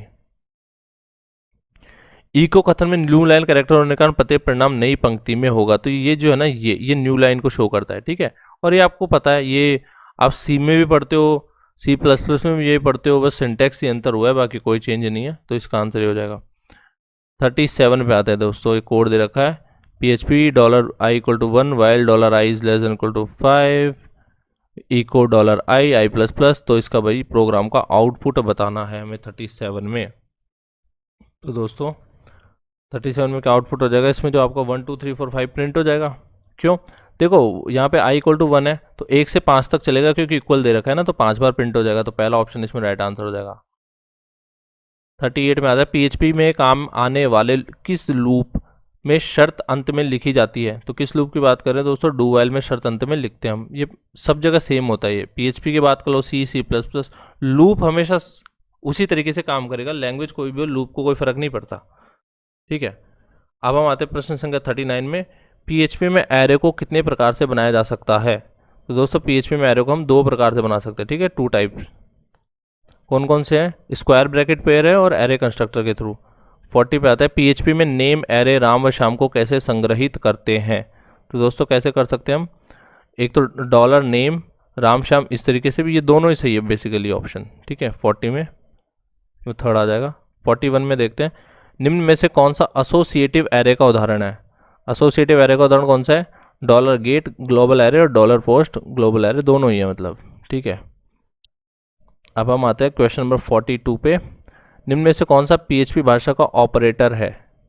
तो दोस्तों PHP भाषा का ऑपरेटर अंकगणितीय, स्ट्रिंग, इंक्रीमेंट, डिक्रीमेंट तीनों ही है, तो यानी उपरोक्त सभी इसमें राइट आंसर हो जाएगा। ठीक है, अब हम आते हैं प्रश्न संख्या 43 पे।